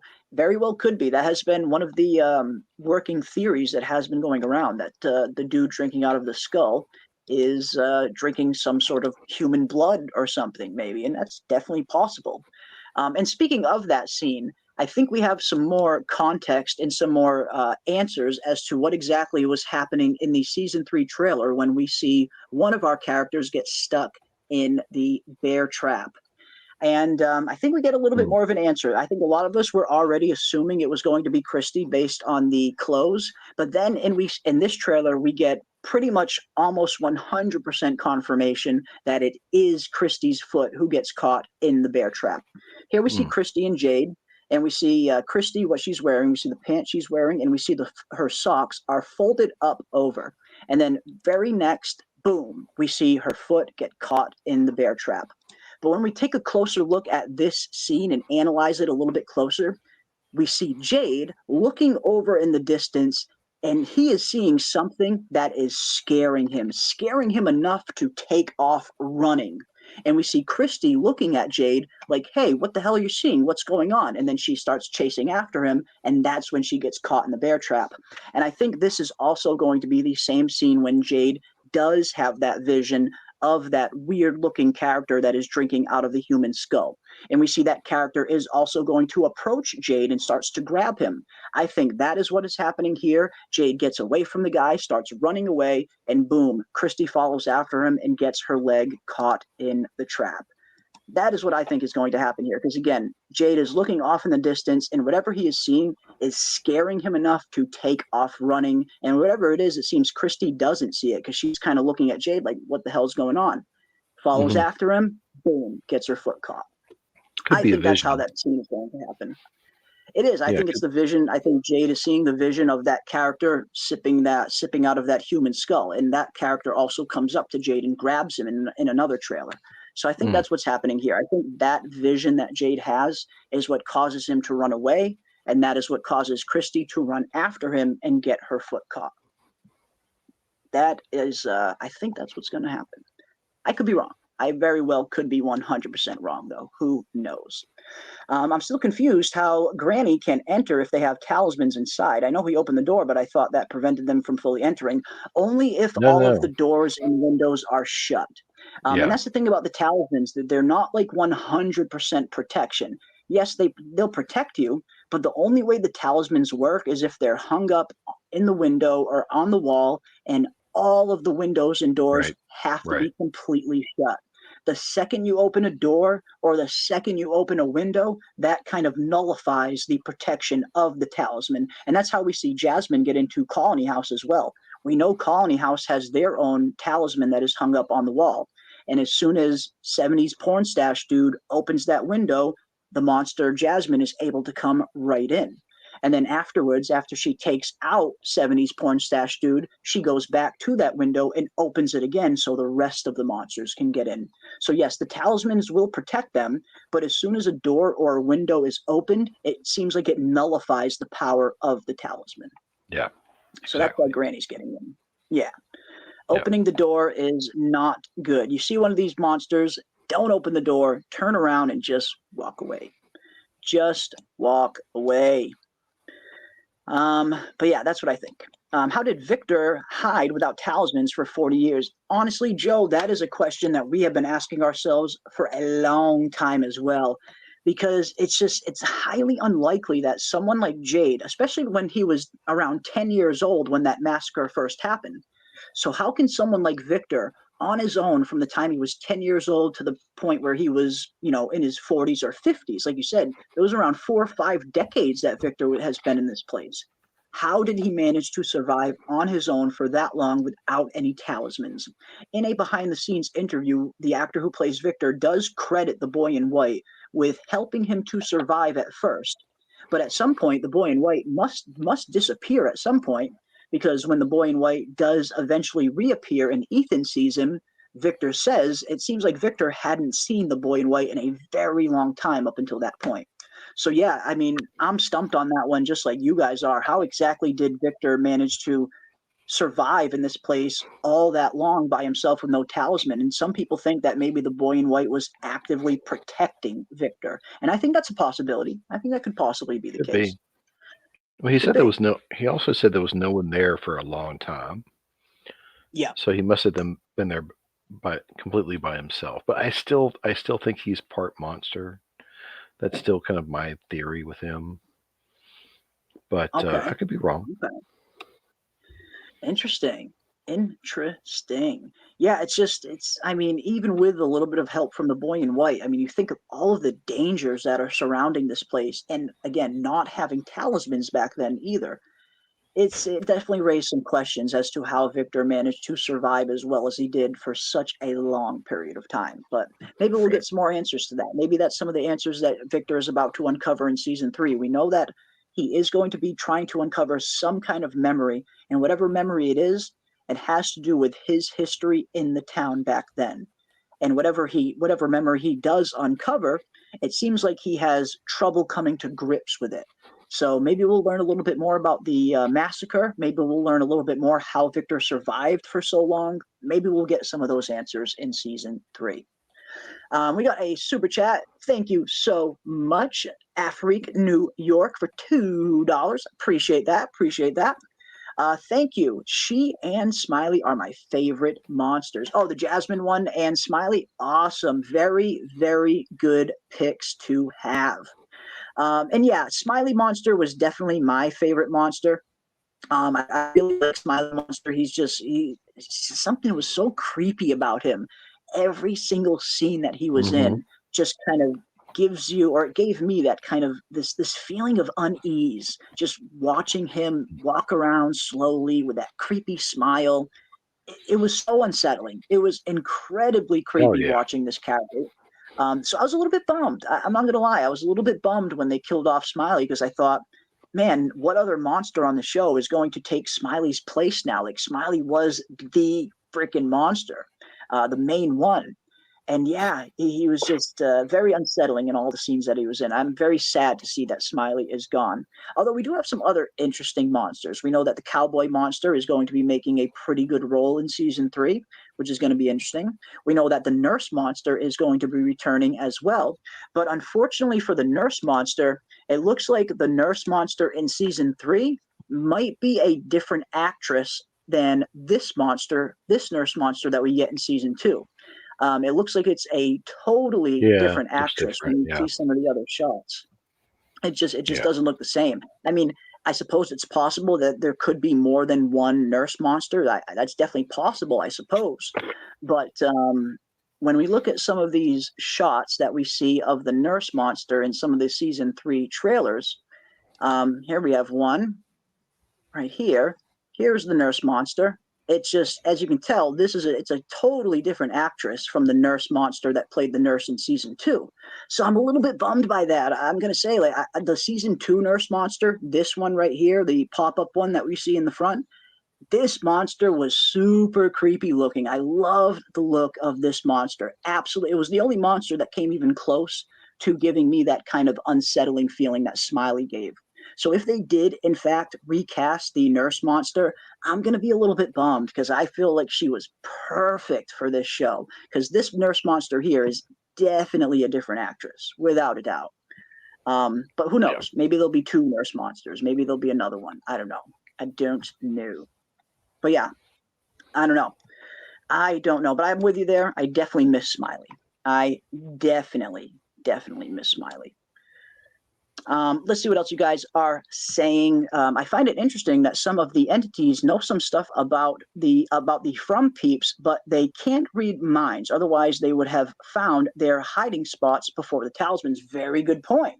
Very good point. I mean, we've all been kind of wondering, how exactly do the monsters know everything they know? They seem to know a ton of information about these people, but you make a good point, Glue Guns and Roses.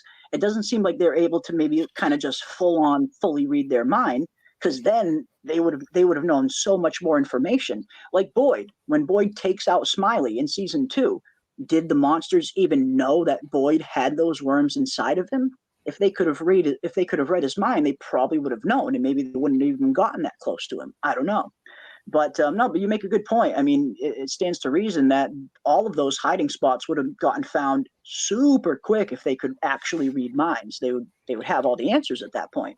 So how exactly are they getting all of this information that they are getting? How do the monsters know everything they know is the question. And I don't know. I don't know.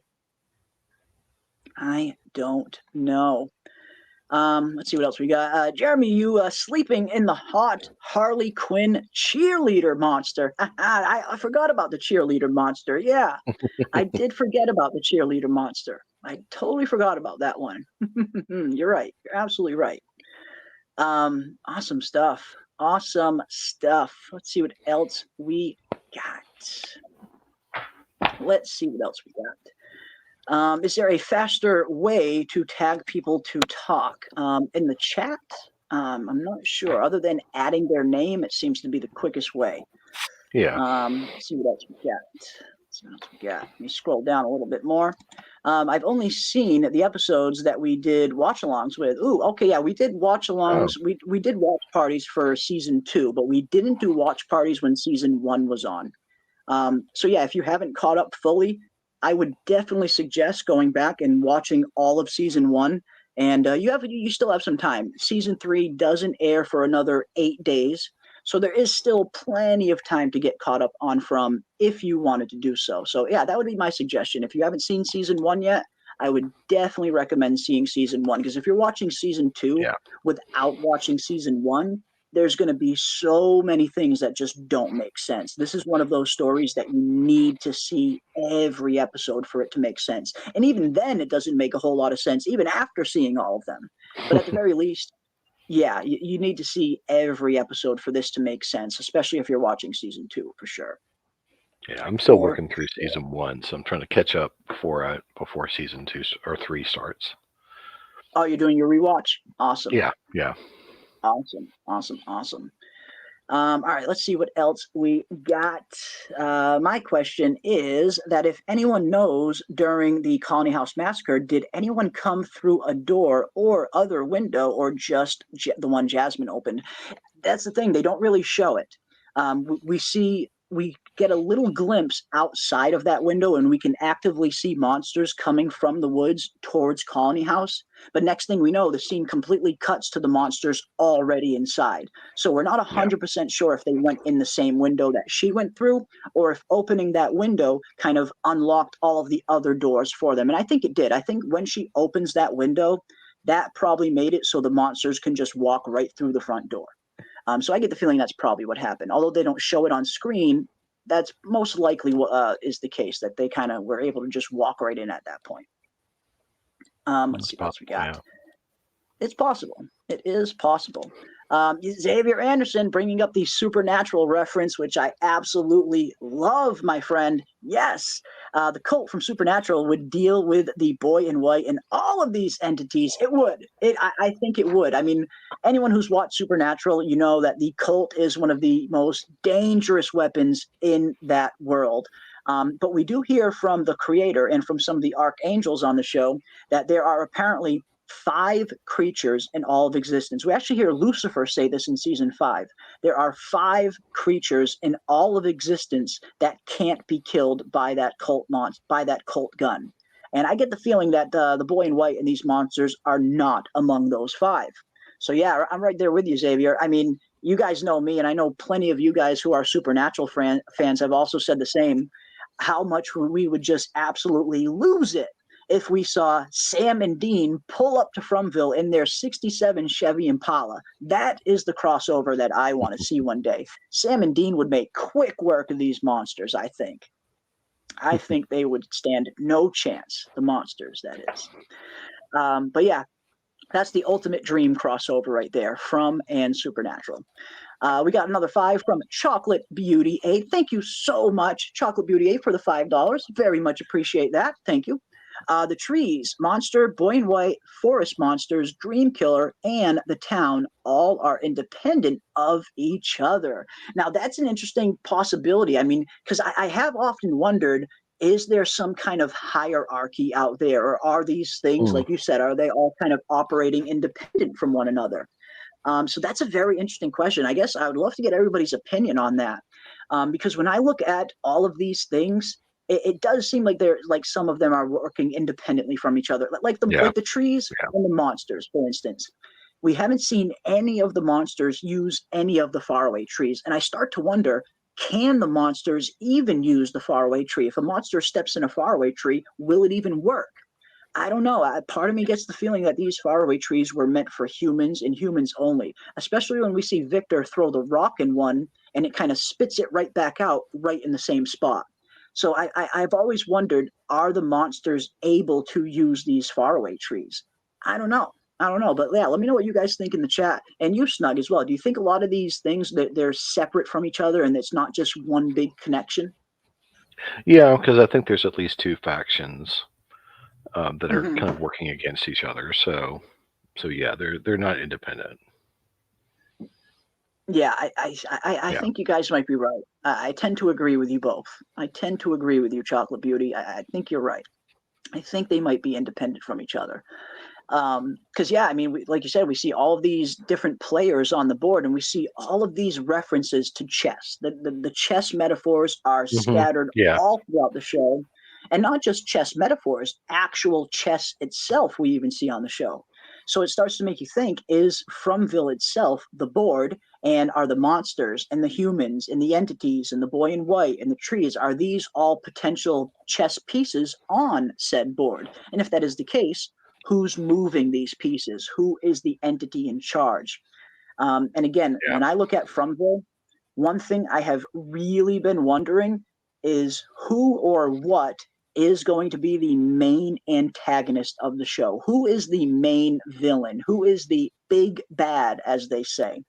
It doesn't seem like that has been clearly answered up until this point, who the main villain is. And until these characters in the town, Boyd, Jade, Victor, all of them, until they know for 100% certainty what they're truly up against, they're never going to be able to defeat it. They need to know who they're fighting before they can actually fight it. So I really hope we get some kind of reveal at some point, hopefully in season 3, and find out just what exactly is the main antagonist. Or is it potentially, I tend to think that there might not be one main antagonist, one main big bad, as it were. Part of me is starting to think that Fromville itself, this place itself, is the big bad. It is the main antagonist. The main point, the main problem of this show is to overcome Fromville via escaping. We know that this place, Fromville, Fromtown, we know that it definitely seems to have some sort of sentience, some sort of consciousness. It's almost like it's alive in and of itself. And I think we've seen plenty of evidence of that in these first 2 seasons. With at the end of season 1, we see this thing, Fromville itself, clearly send a storm directly towards Colony House to take out the radio tower. And even other than that, we've seen some other hints and some other theories that our characters inside the show even have, that this place is alive. We hear Nathan and Sarah talk about, if people try too hard to escape, if people push too hard, something will, quote unquote, push back. And I think we have seen, again, I think we have seen evidence of that based on not only the radio tower going up and the storm being sent to take out the radio tower, but we also see Boyd and Sarah go trotting out into the woods. That also seems to be another one of those instances where the quote unquote rules were broken. So part of me is starting to wonder if there isn't just one main antagonist that is a monster or an entity or anything like that, that maybe Fromville itself, this place itself, is the main antagonist, and that is the ultimate goal, to defeat it by escaping. But just a theory. Just a theory. But what about you, Snug? And what about you guys in the chat? Do you guys think that there is one big bad that will get revealed? Is there one main villain that we haven't seen yet, maybe? What do you think? Yeah, I think we haven't gotten the main big bad yet. I think it still remains to be seen, and maybe that's what we'll have revealed in this season, through what they find out with the extra information. But yeah, we haven't seen the first one yet, or the main one yet. Okay, interesting. So yeah, maybe it's something that is still yet to be revealed. That's certainly possible. Certainly possible. And yeah, that's my theory. That's your theory as well. From as a whole is the problem, made up of many different entities. And yeah, I mean, I think you might be right. I'm starting to think that it's the town itself that is the main big bad. Although if there is one other main big bad villain that hasn't been introduced yet, that's going to be pretty freaking cool when it is eventually introduced. So I'd be cool either way. But yeah. Well, I think we haven't. Interesting question. Yeah, because I mean, we have Jade going down into the caves, and he sees the symbol. But whatever the main bad is associated with that symbol, I think. But that hasn't been revealed yet. The red symbol. Yeah, the one he sees when he goes down to the cave. Yeah, and that's another thing. I mean, you make a very good point. I mean, we've seen the Jade symbol, the symbol that Jade is seeing all over the place. We see that one down in the caves, and we've seen that one in the show multiple other times and multiple other scenes. We're still not 100% sure what it means, but we've seen it all over the place. But when it comes to this one, like you said, when it comes to this other red giant symbol next to it, we haven't seen this symbol referenced anywhere else in the entire show yet. And I think you might be right, Snug. I think you and everybody else that is thinking of along a similar line, I think you guys could potentially be onto something, that maybe both of these symbols are the representations of two main entities that are potentially kind of locked in conflict with one another. Maybe this is the symbol for one, and this is the symbol for the other. Maybe is one good and one bad? I don't know. But I like that idea that maybe this symbol is potentially the representation or a symbol that represents whatever the main big bad villain is. I like that idea. I like that idea. I think it's cool. And I think it's possible. I definitely think it is possible. Let's see what else we got. Oh, we got Salt for $10. Wow, thank you so much, Salt, for the $10. Very much appreciate that, my friend. Sorry if it was discussed in previous lives. Never be sorry. Even if it's something we've already talked about, never be sorry. I am always down to talk about anything from related. Never be sorry, my friend. All questions are welcome. But did the bottle tree make anyone think Tabitha is in a previous / future Fromville? I'm behind in live, so I apologize. Again, no apology necessary, my friend. All questions are welcome here, even if it's something we have already discussed. I love talking about these things. And yes, I mean, that is something that has been discussed a little bit. We see that Tabitha seems to be in the real world. At least, I mean, there is still that is still up for debate. I mean, there's plenty of people that still think she might be in some kind of level 2 of Fromville.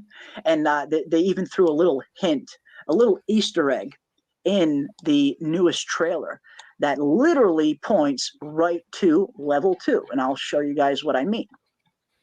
When this new trailer came out, this little section, we see this one little shot of Tabitha seemingly maybe escaping the hospital, or she's inside the hospital. And right here, we see level 2. And a lot of people, you know, I saw that the other night and I was like, holy shit, there's level 2 right there. It's possible. And some people now seem to think that maybe that is a reference that Tabitha isn't really in the real world. And I think that could very well be possible. That definitely could be possible. I think, sorry, go ahead. Well, the other thing is that the numbers under it add up to 4 and 7. Oh, the 2225. Yeah. So that's another possibility. It could be that she's in. Very true. Yeah. Very true. We see the 4s and 7s all over the place in this show. And like you said, 2 + 2 is 4, 2 + 5 is 7. So you make a good point. Could that be some kind of hint that she isn't really in the real world? Maybe. It maybe could. Again, I tend to think she is in the real world. Yeah, me too. I think them throwing this in is just a little bit of a wink and a nod to the level 2 theory. I mean, the creators of the show, I have to imagine they're very in tune with the fan base, and they're probably aware of some of the more popular fan theories out there, like the whole level 2 theory. So part of me wouldn't be too surprised if they threw that in there just to kind of screw with us a little bit. Although who knows? Maybe it is a sign. Maybe she really isn't in the real world. It'll be cool to find out either way. But no, in terms of did the bottle tree make anyone think Tabitha is in a previous / future Fromville behind? I don't think so personally, because there was something that also came out in the recent trailer that points to Tabitha being in 2022. She is in 2022, right where she left. So, I mean, I suppose anything is possible still, but if you're just asking me personally, I think she is in the real world and she's back in her normal, regular timeline, the same timeline that she left from. Although, like you said, it's still possible that there could be something freaky going on there, maybe. There could be something else going on. But thank you so much for the 10, and you definitely deserve a whoa.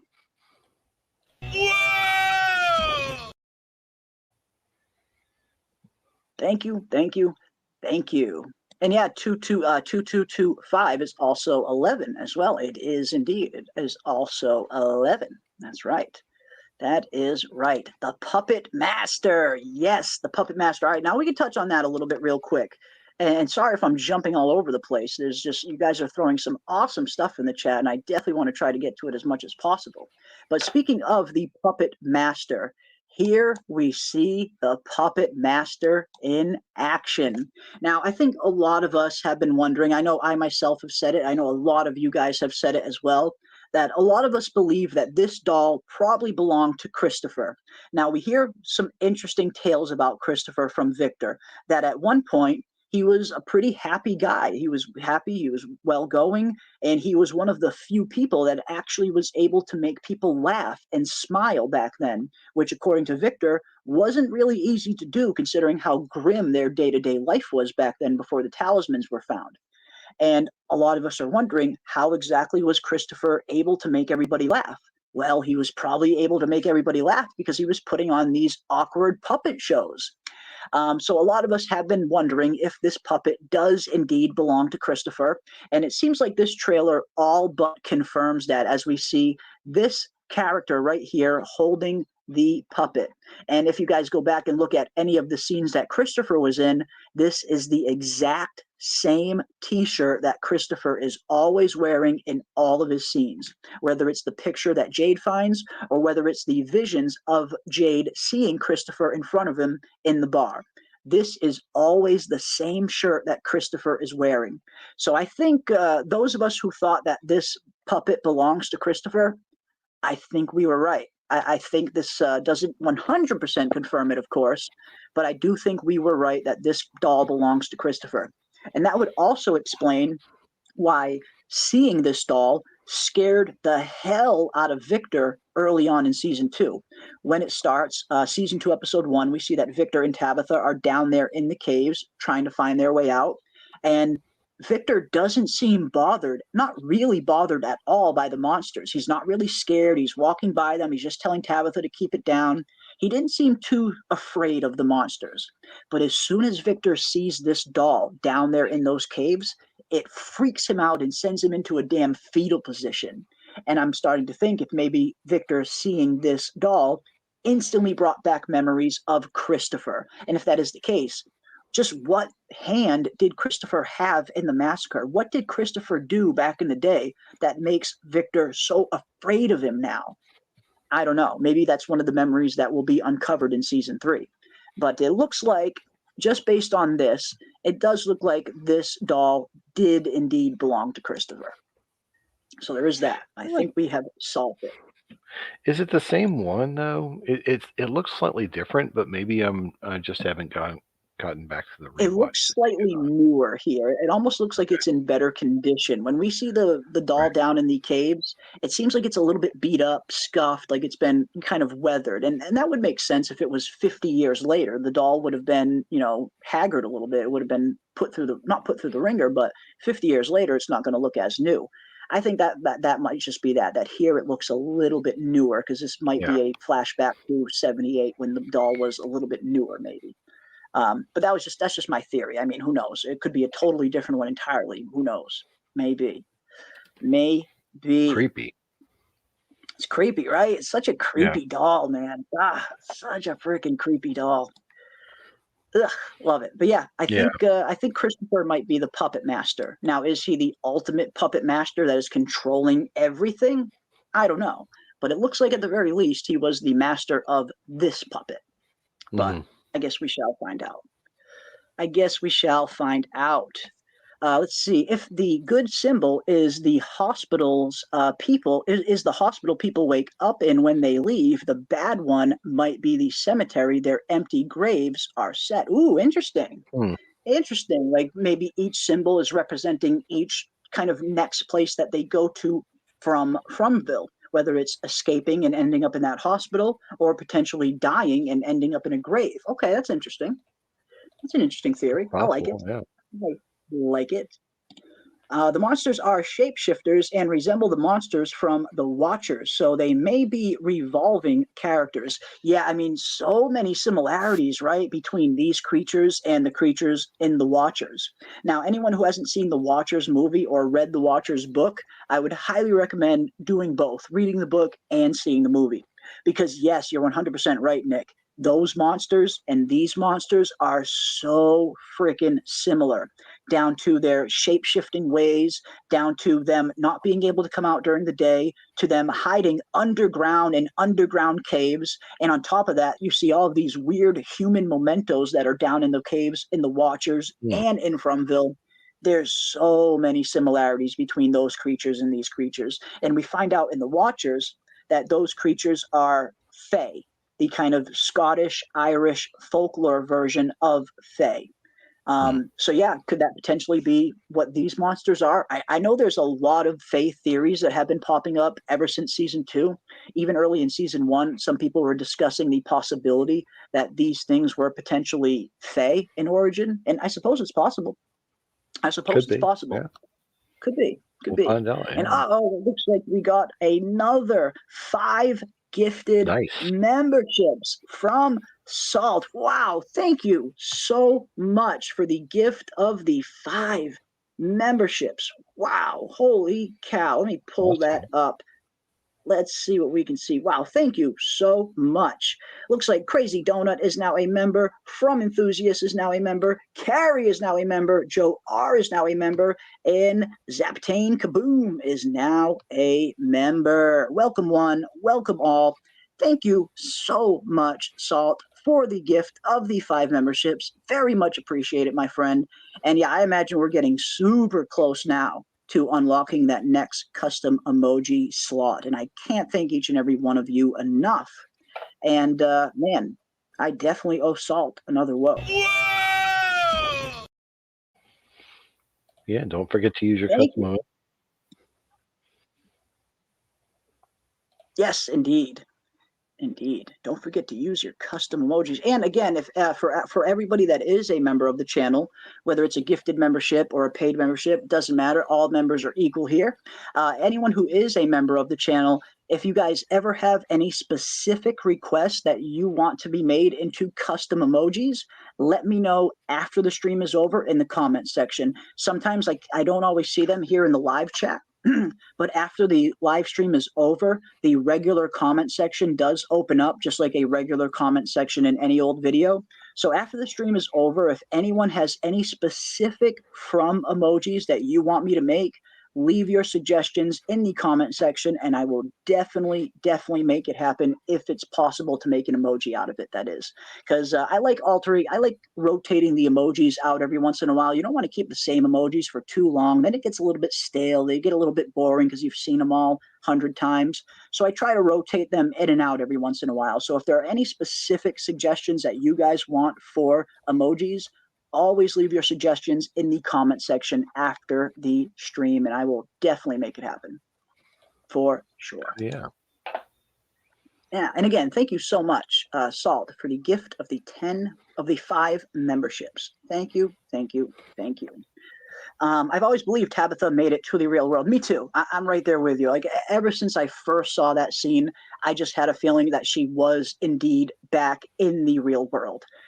Just again, from a writing standpoint, it opens up the door for so. Yeah. It makes sense, you know, because it just opens up the door for so many possibilities where you could take Tabitha's character now that she is in the real world, and it kind of it evolves the show a little bit as well, because now you don't just have one storyline taking place in the town and in the town only. Now we have these 2 parallel storylines, both taking place at the same time. The people in Fromville and Tabitha back in the real world. So I've always thought that she was back in the real world, and I just think from a writing standpoint, it just makes more sense and gives the writers so much room to do so many awesome things with that storyline if they wanted to. So yeah, I'm right there with you, Glue Guns. I think she is back in the real world. Again, I could be wrong, but I think she's back in the real world. And oh, it looks like we have another gift of 5 memberships from the mod extraordinaire herself, Kiwi Skirt. Thank you so much, Kiwi, for the gifted memberships. It looks like Tony Vasquez is now a member. Jay Sleek is now a member. Gardenia Blossoms is now a member. Mandy is now a member. And SL Rhodes is also now a member. Welcome one, welcome all. So glad to have each and every one of you here. And thank you so much, Kiwi Skirt, for the gift of the 5 memberships. And chat is calling for the whoa, so you guys are getting another whoa. Hell yes. I see my buddy, my partner in crime, our other co-host Ravener in the chat. And it's always good to see Ravener. Always good to see my friend Ravener. Ravener, you know you are always welcome on this panel, my friend. The link is there. If you so choose to pop on, you are more than welcome to join. Always good to see my pal Ravener. Ravener is back, ladies and gentlemen. Ravener is back.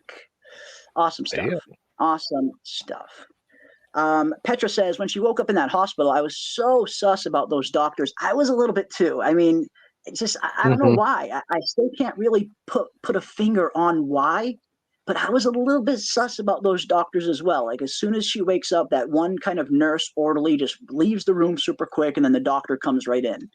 It's just, I don't know. And then you see the kind of symbol on the hospital computer, which looks an awful, not the exact same, but it's got some similarities to the symbol that Jade has been seeing. So a lot of people were pointing to some of the sus things that were happening in that scene when Tabitha first wakes up, and I definitely see some of those sus things as well. It's Well, there are some yeah, sus things. yeah. You got the bugs on her gown look like cicadas. Cicadas. Yes, very good point. 5 Very more good gifted point memberships from indeed. Wolf Spear. Holy cow, we got some more gifted Nice. memberships from Wolf Spear. Wow, thank you so much, Wolf Spear, for the gift of 5 memberships. Wow. Looks like Wild Marjoram is now a member. Bernie is now a member. Biscuit Party is now a member. Too Tall is now a member. And Ray Barnes is also now a member. Welcome, one. Welcome all. And I promised Ray Barnes at the beginning when From first started. He's been calling for Tabitha Titties for very, very long. And hopefully we can make that a reality for him one of these days, because I love Ray Barnes, one of my favorites. You guys are all my favorites, really. I don't think I have favorites. I like everybody. But thank you so much, Wolf Spear, for the gift of the 5 memberships. And I see the chat calling for it, so a whoa is coming. Whoa! Thank you, thank you, thank you. Wow, you guys have been super generous. I can't thank everybody enough for all the support you guys have shown the channel. It really does mean the world to us. It's just never expected this level of support for anything we did here on this channel. But I just, can't thank each and every one of you enough. You guys have been super supportive. And Wolfspear also says, we are the experiment. Look how we are breaking down this show. Not one theory is wrong. Ooh, okay, Wolfspear. I see what you're saying. I see what you're saying. Like us as the fans, we are the experiment. I like that. I like that idea. I mean, again, I definitely think that the writers and the actors on the show, that they must be keeping an ear to the ground every once in a while in terms of some of the more popular fan theories that come out. So yeah, maybe it's some research and development for them. Who knows? Maybe we're going to give them the ending just from our theories. I don't know. Maybe. That's an interesting thought. That's an interesting thought. I think they already know where they're going. Personally, I think they already have the the ending wrapped up. It just seems that way. But yeah, it's awesome to know that they might be kind of keeping their ear to the ground and listening to some of the popular fan theories every once in a while, maybe. But welcome, Ravener. Good to see you, my friend. Welcome, welcome, welcome. Welcome, yeah.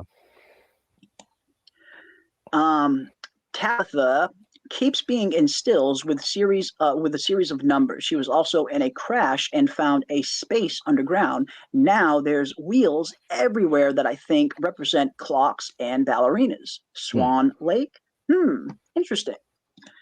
Interesting. No. Yeah, I don't know. I mean, Tabitha, now that you mention it, Tabitha does seem to be in a lot of shots with awkward numbers, either right behind her or right near her. Is there something more to that? Obviously, we see all of the numbers in the lighthouse when she first has her lighthouse vision. Right. But you mentioned Swan Lake, and it kind of made me think of this still that was recently released, where Kenny and Jim seem to be trekking off pretty early on in season 3. And it looks like they come across an entirely new body of water. This doesn't look like Lake the Brundles. Tears, maybe. Yeah. Lake of Tears, maybe. Who knows? Yeah.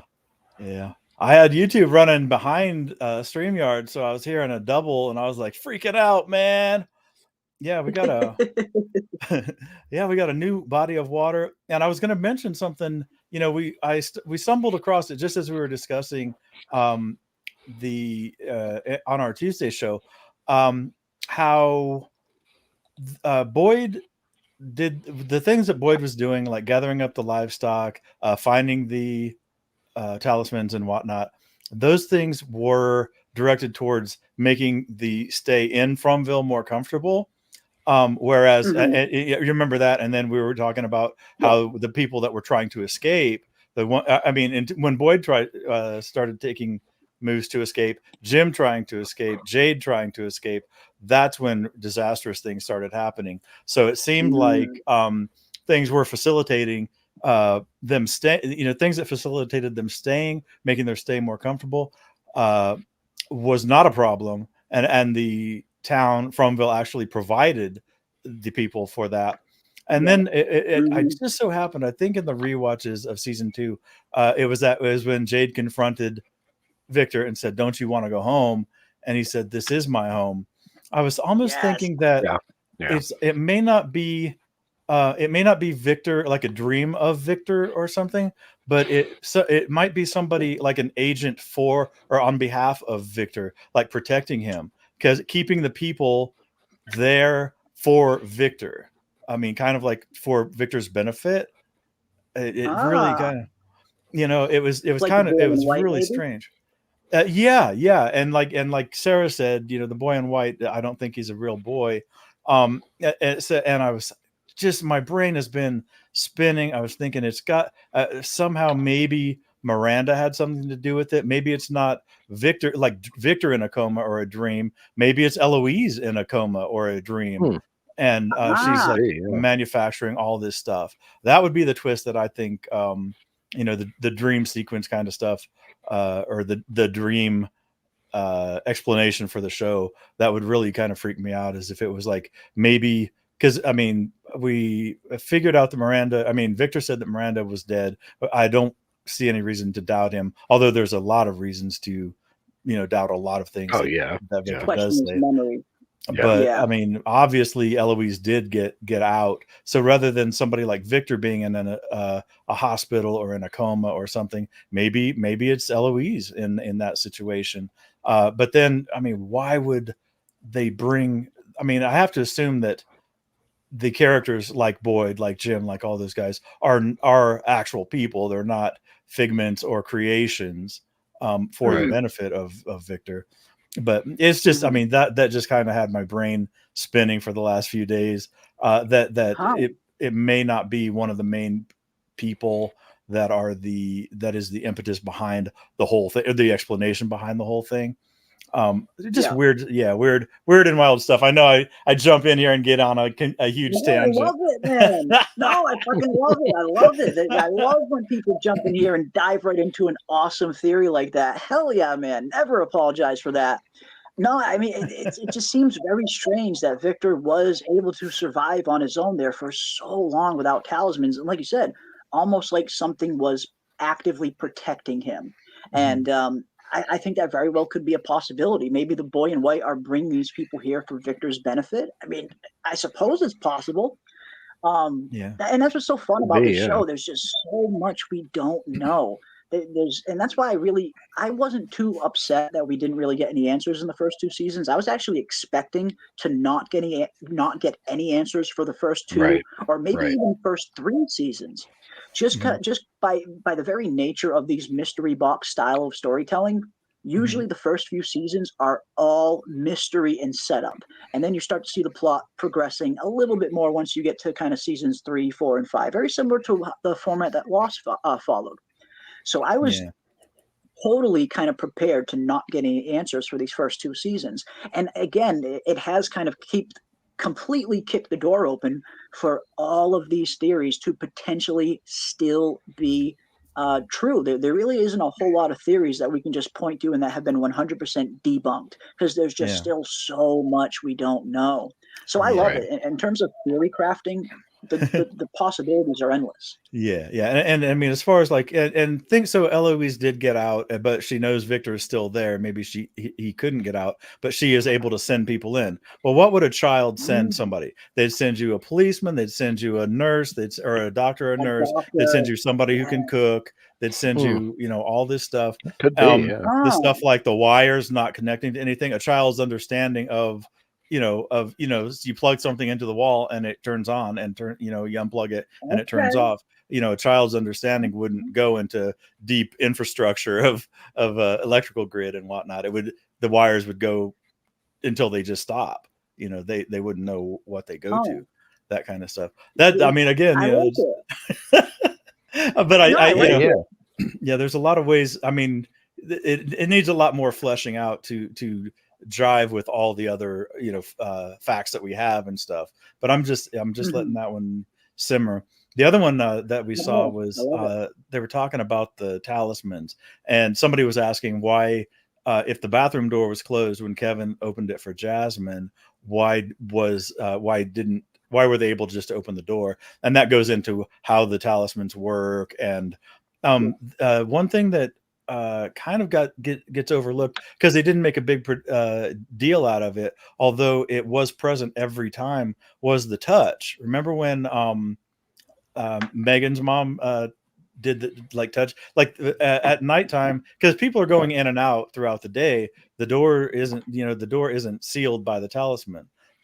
It's only when, after Boyd rang the bell, Megan goes inside. She touches the talisman on the wall, and that effectively seals it or activates the protection, right? So maybe? When Kevin opened the door, or when Kevin opened the window for Jasmine, that basically broke everything down. So the monsters had free reign, obviously, right? And it wasn't until Fatima, because that talisman wasn't on the ground. The talisman that Fatima used to seal the foyer was still hanging up, but she touched it, and I don't know if she said a silent prayer or something. The intent, whether it was a prayer or a silent prayer or a silent willing it into being or whatever, her touch of it was to activate essentially the protection, and that's what sealed the foyer. I don't think it was sealed until she did the touch, which is weird. Another weird one. Glue Guns and Roses says she thinks the touch was only done in season 1 to bring attention to the talisman without saying what was going on. But there's little aspects of that, like the talisman being on the ground. When it's on the wall, it was effective. But after the massacre with Megan and the mom, her name escapes me again, but the talisman's on the ground. That's when Boyd picks it up, and he's carrying around the one that he ends up giving to the Matthews and stuff. He touches it when he puts it up. We talked about him hanging that cloth in the RV and stuff, and it's some kind of door. Right. Is that and that's another thing that we don't really quite know yet. What constitutes as a quote unquote enclosed space? Is it simply hanging up a sheet and that creates an enclosed space?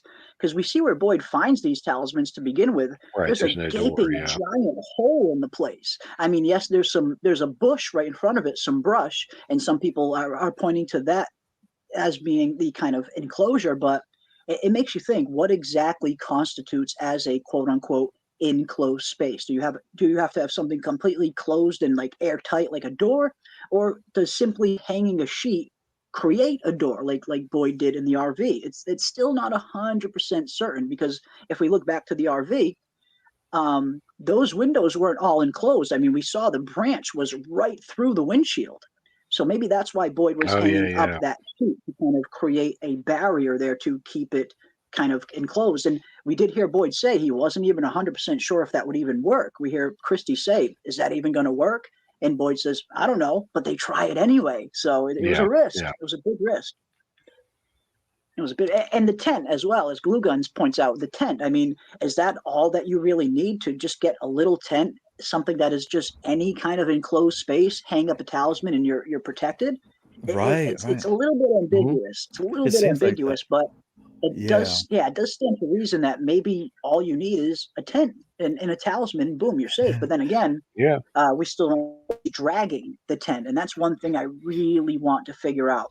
What exactly was dragging Boyd and Sarah's tent? Because it stands to reason, if that was a monster dragging their tent, they could have easily killed them, because we see as soon as the tent starts getting dragged, the talisman falls down. Yet they get dragged and completely left alone. That's why part of me seems to think that was whatever was dragging them wasn't necessarily trying to hurt them. Maybe it was trying to bring them closer to the lighthouse, because it's no coincidence that after they get dragged, the very next morning, boom, they're within close enough of the distance of the lighthouse to see the light shining down on them. Okay. So I get the feeling whatever was dragging that tent was trying to get them closer to the lighthouse, maybe. Okay. It is possible. And it could be one one like entity or one side dragged them to try to bring them closer to the lighthouse, and then the other one countered it with the hallucination about the spiders and kind of foiled them. It's almost like it was a counter move to stop their progress.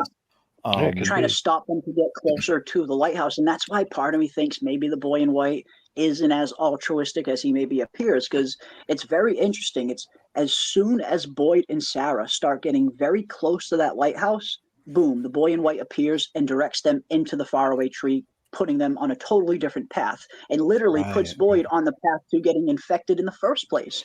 Did the boy in white know that was where Boyd was going to end up? I don't know. There's still a lot of questions there. Lot of questions. And you don't think it was just coincidence that happened to also be exactly when, like, as they got closer to the lighthouse, that was also exactly when Jim did the radio thing, which seemed to draw the storm, because the storm was what kind of drove them for shelter. And because they knew they wouldn't make it in one way, they couldn't make it to the lighthouse or back to town before. And it was getting dark, and they were worried about the monsters coming. It was starting to get a little bit darker. I mean, they were incredibly far out, like way away from the town. But that's another thing we don't know. How much range do these monsters have? Or are there other threats out there that also come out at night? I mean, we did hear the Abby entity seemingly say to Sarah at the end of season 1, there are things out here worse than the monsters. So yeah, we see it, we see it getting dark. I mean, even though they're incredibly far away from the town at that point, who knows if there are still monsters out there that far deep in the forest, or if there are other threats that they had to worry about. But yeah, it's just, man, a lot of questions. Lot of questions. But that's why I love this show. I love the theory crafting of this show, because there's so many places where we can go, because there's just still so much we don't know. So it really does leave room for some awesome theories. Yeah. One by one, the theories they'll fall to the side, I think. But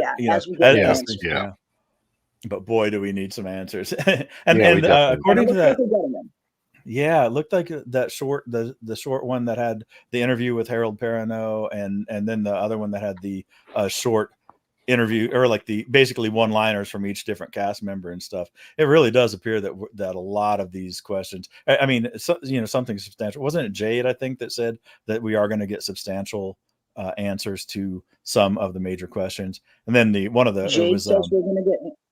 Jade says it, and Tabitha also says it as well, and multiple others have said it in other behind the scenes features, that everybody seems to be telling us and pointing to that we are indeed going to be getting some definitive answers in season 3. Now, I don't think we're going to be getting all the answers, of course. I think they'll give us some things, but I also think some of the answers that we get might also only lead to more questions, because Tabitha also said that. The actress playing Tabitha also said we're going to get answers, but we're also going to get new questions as well.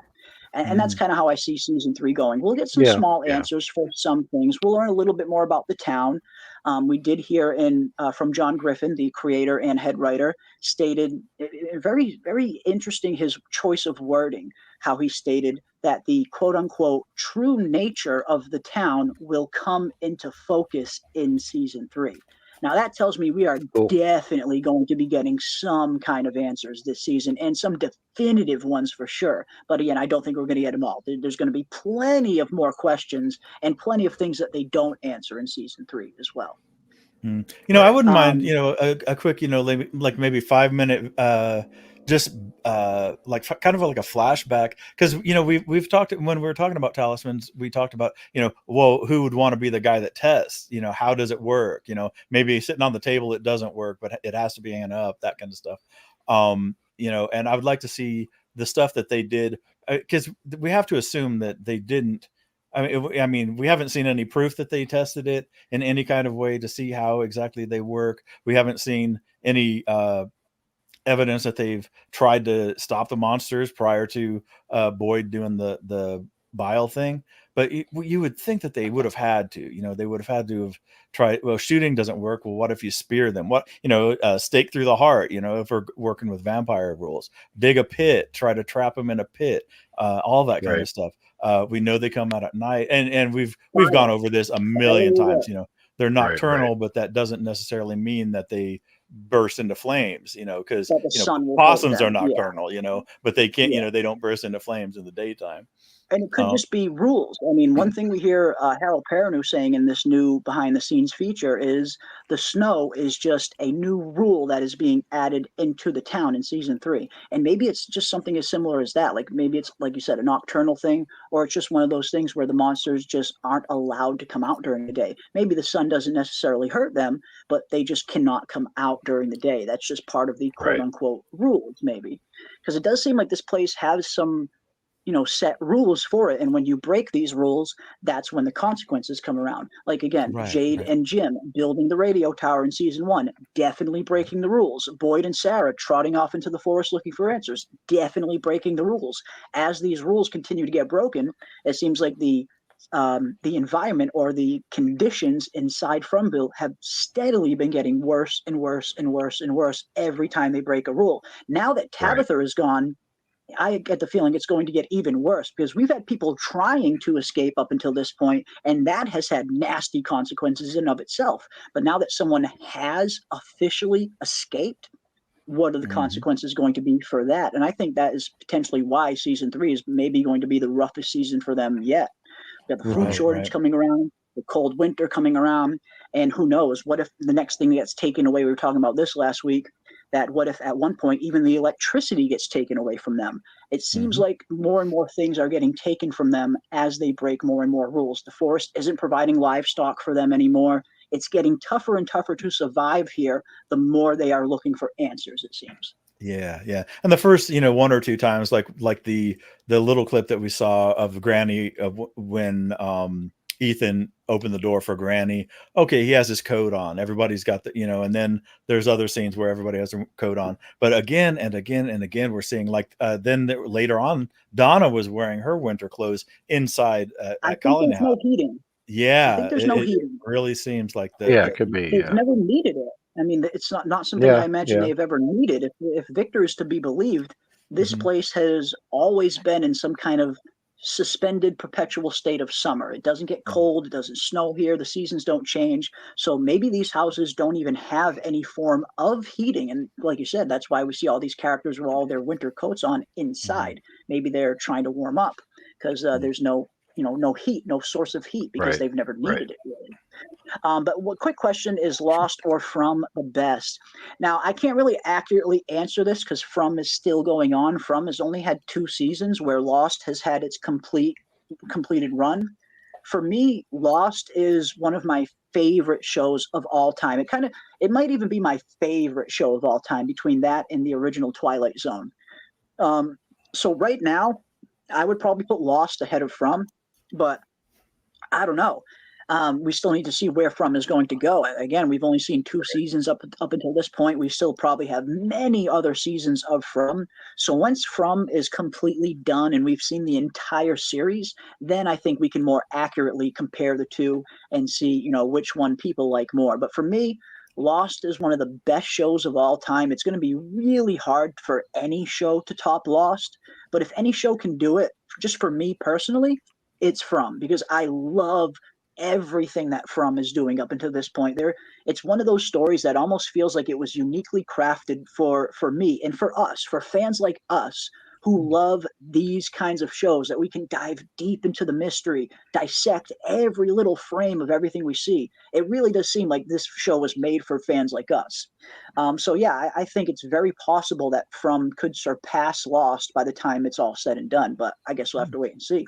But I guess we could ask that. Do you think they can do that with a 10-episode seasons where, Lost gave you a whole lot more time to stew? Good point. From is going to, just by necessity, is going to kind of push things along. We've seen that. Yeah. How many times have we seen that where it's almost like they run out of runway because they only, you'd think, well, it's a 10-episode season. Yeah. But man, that's really only 10 hours of screen time that they have to get all this stuff done. And we've seen that in Shogun. We've seen that in House of the Dragon, definitely. It's just like, wow, sometimes you wish there was more, or you either wish there were longer episodes or you wish there were more episodes. But yeah, I wonder if they can. But then again, I think they've gone in with their heads on straight as far as the intention of having, wrapping it up within 4 or 5 seasons kind of thing. So at least they should have a sense of the pacing rather than, of course, and even like Harold Perrineau was playing coy about whether it would be renewed again for season 4. Although I don't think it's possible, especially as I don't want to call it low budget, but as economical of a show as From would be. It doesn't have a big budget for sure. Yeah. I mean, we're seeing a lot of shows these days coming out with $100 to $200 million budgets in some cases, and then you have a show like this, like From, that is a fraction of that budget and is producing a way better story than all of those big budget shows, in my opinion, anyway. So yeah, budget doesn't make the show, in my opinion. Actually, when I see movies and shows with a smaller, more limited budget, sometimes that kind of challenges the creatives behind it, and it really challenges your creativity. And that's when you really start coming up with these really interesting and awesome ideas. Sometimes having a huge, massive budget only makes things worse, in my opinion, just from what I've seen in certain productions. Sometimes a smaller budget will challenge you in ways and bring out your creativity in ways that a big budget won't. Like Rings of Power. Not only Rings of Power, but House of the Dragon as well. Like I loved House of the Dragon season 1, but season 2 of House of the Dragon only had 8 episodes. It ended in a very anticlimactic ending, and the second half of the season wasn't all too great. And they had a huge budget for that show. And then I look at something like this with such a smaller budget, and it's just a much better overall story. Again, in my opinion, I know that is subjective, depending on what kind of stories everybody likes. Everybody has their preference. But I have seen a lot of cases where sometimes smaller budgets produce better results. Take the Joker movie, for instance, the very first Joker movie with Joaquin Phoenix. That movie only had a $50 million budget. And for Hollywood productions, a $50 million budget is pennies. That is such a small budget. And that movie went on to make over $1 billion. The highest profit margin of the year in cinema that year was Joker. And now we're looking at Joker 2, where it's got like a $200 million budget now, and the story just doesn't look anywhere near as good and interesting as the first one did. So I think, in my opinion, sometimes having a smaller budget will, again, kind of challenge that creativity and bring out more creative aspects, where when you have a bigger budget, you can kind of just pay for everything you need and it's done. This time, when you have a smaller budget, it challenges you to think. It challenges you to kind of to kind of solve problems that you can't just throw money at. And in turn, the creativity comes through and shines way more in those cases. Just my opinion. Just my opinion. We got Salt for $5. And this is an interesting one. Off topic really quick. Did anyone like Wrecked, since Lost was mentioned? I saw Wrecked season 1. I don't know I don't know how many seasons they did of Wrecked, but Wrecked was this kind of 30-second little comedy parody show. It was pretty much a parody of Lost. It had all of the same aspects. There was so many callbacks to Lost. You could clearly tell it was meant to be a Lost parody. But I like season 1. I thought season 1 was hilarious of Wrecked. I mean, they make fun of Lost in the best ways that even fans of Lost can very much appreciate. So I did like the first season, but I haven't seen any more from that. I don't know how many seasons they went on to do of Wrecked, but I've only ever seen the first. But I did like it. I did like the first season of Wrecked. If anyone is a Lost fan, I would recommend going out there and checking out Wrecked, and because you'll instantly see that, okay, this is definitely a parody of Lost. But thank you so much, Salt, for the $5. Very much appreciate that. Let's catch up with the chat a little bit. You guys got some awesome stuff in here. Let's see what you guys are saying. Scrolling up. It's the 3rd most watched on Amazon right now, apparently. Awesome. That is absolutely awesome. Yeah, we know that that was one of the things that was hindering From in the beginning. It just wasn't available. There was a lot of countries, particularly in the UK and other parts of the world, that just didn't have access to MGM Plus and didn't have access to From. But it seems like slowly but surely the show has been made available in much more countries. Just recently, this year, From was added to Netflix if you live in the UK. Now, if you live here in the States, you won't find From on Netflix. That's solely just a UK Netflix deal. But from what I saw, From was uploaded to Netflix in the UK, and after 1 week, it was already well in the top 10 shows overall. So yeah, the show is definitely rising in popularity. It is being exposed to more and more audiences. Now, will From ever be a worldwide global phenomenon like Lost was?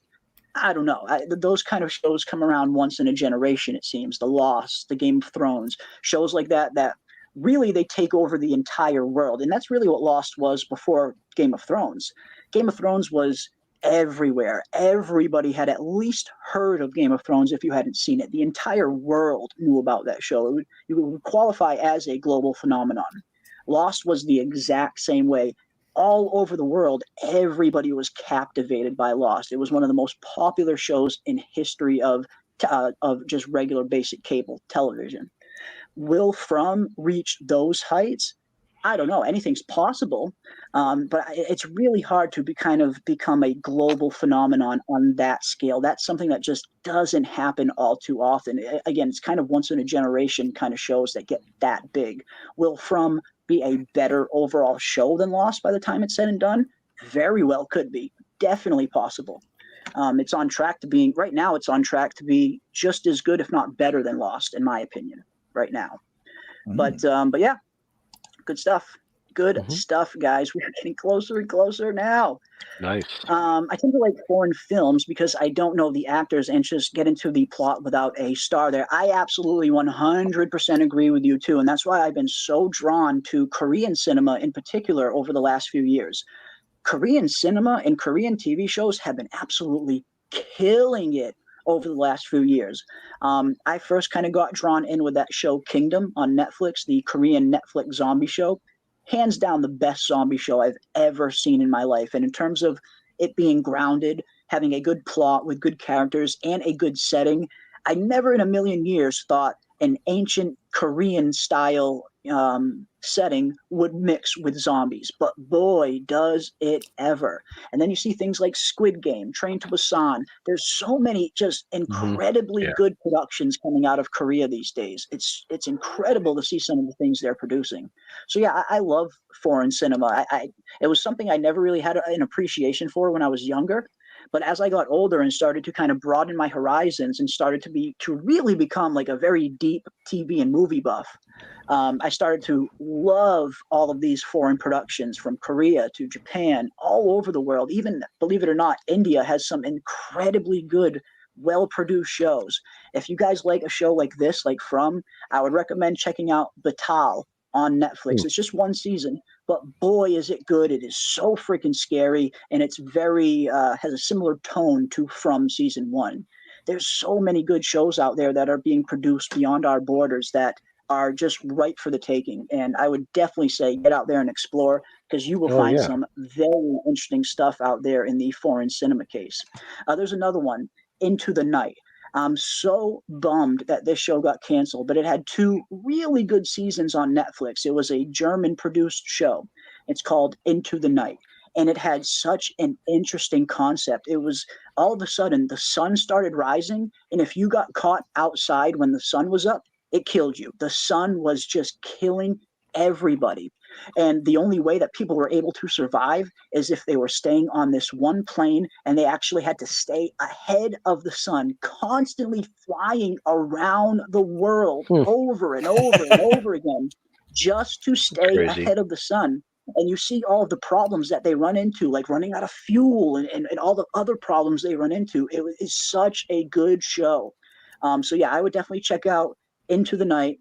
I would definitely check out Kingdom. I would definitely check out Train to Busan. There's so many incredibly good foreign shows out there. Dark is another great one, a German production. If you guys like From or Stranger Things or It or anything along those kind of lines, you will probably love Dark. It's one of the best shows on Netflix. Into the Night is on Netflix. If you go to Netflix and check out and search Into the Night, you should find it. It's got 2 seasons with an absolutely phenomenal cast. And I love it. It's because it's people that I've never seen before. It's all actors and actresses I'm not familiar with. So like you said earlier, it kind of allows you to get even deeper into the story when you don't know the actors involved. So yeah, so many good shows out there. So many good foreign shows out there that are just absolutely killing it, almost way better than anything that we're doing here in the States, I would say. So yeah, those are a few. Kingdom, Into the Night, Train to Busan, Dark, absolutely phenomenal foreign shows that I would say check out. For sure. For sure. And we got Salt for another $5. Thank you so much, Salt, for the 5. Not Winter is Coming to Fromville, too. White Walkers have everyone in a choke hold. That's a long walk from HBO to MGM. I mean, it looks like the long night is coming to Fromville. The storm is gathering.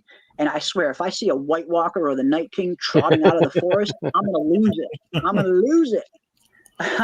But yeah, good stuff. And thank you so much, Saul. That is incredibly generous of you. You've been super supportive. So yeah, at the very least, I owe you another whoa.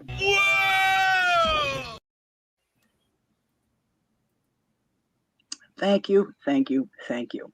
But yeah, there's just so many good stuff out there. So many incredibly good shows out there to discover. I would say definitely check them out. Yeah, let's see what else we got. Yeah, so true. So many good shows coming from other countries. Dark from Germany is one of the greatest series I've ever seen in my life. A masterclass in mystery box storytelling. It really is. I mean, again, if you like that kind of mystery style show that is super trippy and has just a really good, rich setting and very rich characters to really dive into, Dark is one of the best shows on Netflix. One of the best shows. And it's actually a complete show. It had a full run and it has a proper ending. It didn't get canceled early like Into the Night did, unfortunately. So yeah, really good stuff. Into the Night, I watched that, was great. Awesome. Yeah, it seems like some of you have watched Into the Night, and that is awesome. Awesome stuff. It really is. Yeah, it's nonstop action, isn't it, Vic? I mean, Into the Night, it was just such an interesting concept for a show. Something that was super simple, yet just super compelling at the same time. The fact that you had this small group of survivors, and the cast was really what made the show. It was a cast of people that were all from all over the world, because the story starts at an international airport in Japan. So naturally, in Germany. So naturally, you have people from every walk of life that are getting stuck on this plane. And slowly but surely, there's this one NATO officer, this Italian NATO officer, and for some reason, he knows what's coming. He's in the military, so he kind of had a little bit of access, but it was something that was kept so classified that not many people, even in the military, knew what the sun was going to do. But somehow, some people inside NATO knew that this was coming. He got the drop, figured it out. And you see, the story really starts with this Italian NATO officer storming into this airport, hopping onto a plane, and he takes the plane hostage. And just the very nature of that, with the whole 9/11 thing and all of that, it just added a very interesting and spicy aspect to the show, because instantly everybody just thought he was a terrorist, which is a natural thing to think. You see somebody with a gun taking over a plane and hijacking a plane. Yeah, logic seems that this person is going to mean us harm. But little did they know, he was doing it to save himself and to, as a byproduct, save everybody else on the plane. Slowly but surely, nobody believes him. But then once the sun does start to come up and they actually see it happen with their own eyes, they see people start dropping dead when the sun comes up, it slowly starts to kind of settle in that, holy shit, this is real. This is really happening. And at that point, it's just, as Vic says, it's non-stop action. It's a race against time to see them stay in this plane and stay ahead of the sun, just continuously flying around the world over and over again. Crazy. And having to worry about fuel, having to worry about tempers flaring and people betraying each other. Such a good concept for a show, man. I'm so bummed that got canceled after 2 phenomenal seasons, but still worth a watch. Definitely still worth a watch, for sure. For sure. My mom got me hooked on foreign films and series on Netflix. She watches them so much she thinks she understands other languages. Awesome, awesome, awesome. Yeah, there's really good ones out there. Just some incredibly, incredibly good shows out there for sure. Awesome stuff. Awesome stuff. But yeah, back to Fromville, I guess. Here we are, guys. We are getting closer and closer. Yeah, I liked Nosferatu. I actually really liked Nosferatu. I haven't seen Tales from the Loop, but I thought that Nosferatu show was an interesting take on the classic Nosferatu story. And I'm a huge Zachary Quinto fan as well. Anything he's in, I will watch. Ever since I think I first saw him in season 1 of Heroes as Sylar. So good in that role. He played one of the most scary villains still to this day I've ever seen in Heroes. So I try to watch everything Zachary Quinto is in, and he's really, really great as the vampire in that show. That's a good one, Nosferatu. Really good show. Good stuff. Good stuff. But yeah, here we are getting closer and closer now to From season 3, guys. We are just 8 days away now. Well, actually, if you're on the East Coast, like myself and some others, it's actually already officially Sunday. It is officially 1 week away from. Awesome. And it's awesome. It really is absolutely awesome. I can't wait to dive back into the show. These discussions have been so fun, and we've been doing all of these discussions just based on stills and trailers. So I can't wait until the actual episodes get here, and we're doing deep dives into each and every one of these episodes, and really getting into the nitty-gritty of Fromville. And again, based on everything that we have been seeing, all of the promos, all of the interviews, all of the statements from the cast and the crew, it definitely seems like this is going to be the toughest and scariest season yet. And certainly, at the very least, the toughest season for the townsfolk to survive. We know that we are going to be losing some main characters. It seems like Tien Chen is all but assured at this point to be killed off. But she's not going to be the only one. We hear that Jeff Pinker states that there are going to be multiple characters in season 3, multiple beloved characters that are not going to make it out. And I guess I will play one more of these clips so we can see a little bit more. And we get a very interesting look at some of this scene right here of Boyd being taken captive in the barn. At the end of last season, Boyd said to the creatures, "You don't break me." No! And they've taken that as a challenge. You think this place can't break you? Let's see. They're attacking Boyd psychologically, and he's really being pulled apart by all of this. Things are getting worse around here, aren't they? Yeah. There's one more disaster after the next. You can see the stress fractures. People die here! I told you that! It's not make-believe! Man, I love it. I absolutely love it. And here we get a new angle to that scene that we've seen in the previous trailers of Boyd getting taken by the monsters. And here we actually get to see the monster in full monster form, scratching Boyd's arm and doing some damage. There's the claws digging into his shoulder. There's the claw again, the blood splattering all over the place. I cannot wait to see this scene inside the barn.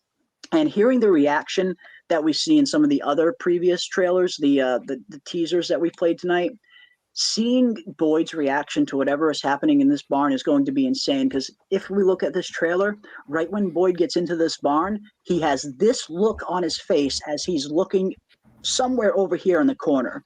So whatever Boyd sees as soon as he enters this barn, it is giving him this kind of reaction, because after he has this look on his face is when the monsters grab him up and tie him up to the post. But whatever is happening in this barn, it is going to devastate Boyd, it seems, based on the reaction of him just bawling his eyes out in that trailer and just saying, "I'm sorry, I'm sorry, I'm so sorry." This one's going to hit Boyd hard. This one is going to hit Boyd very hard. So I guess I have one more question that I want to ask each and every one of you, both on the panel and in the chat. One more question. I am going to start a poll right here as soon as my thing stops freezing. Mhm. Let's see. Yeah.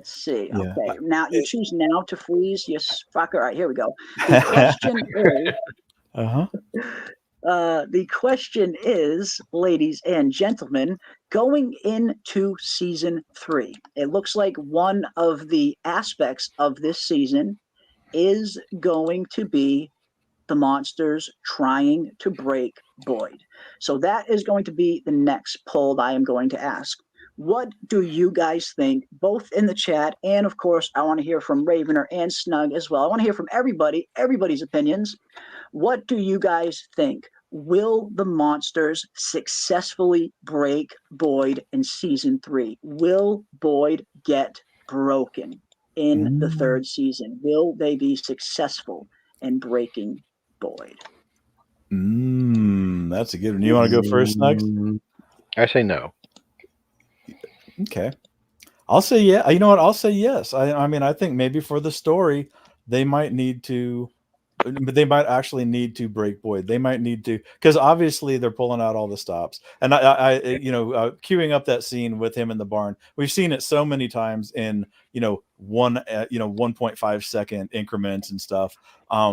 But every single time the audio is divorced from the actual goings on in the barn. So just like when they were overlaying the sound of the girl screaming, and it wasn't that wasn't the person in the barn that was screaming.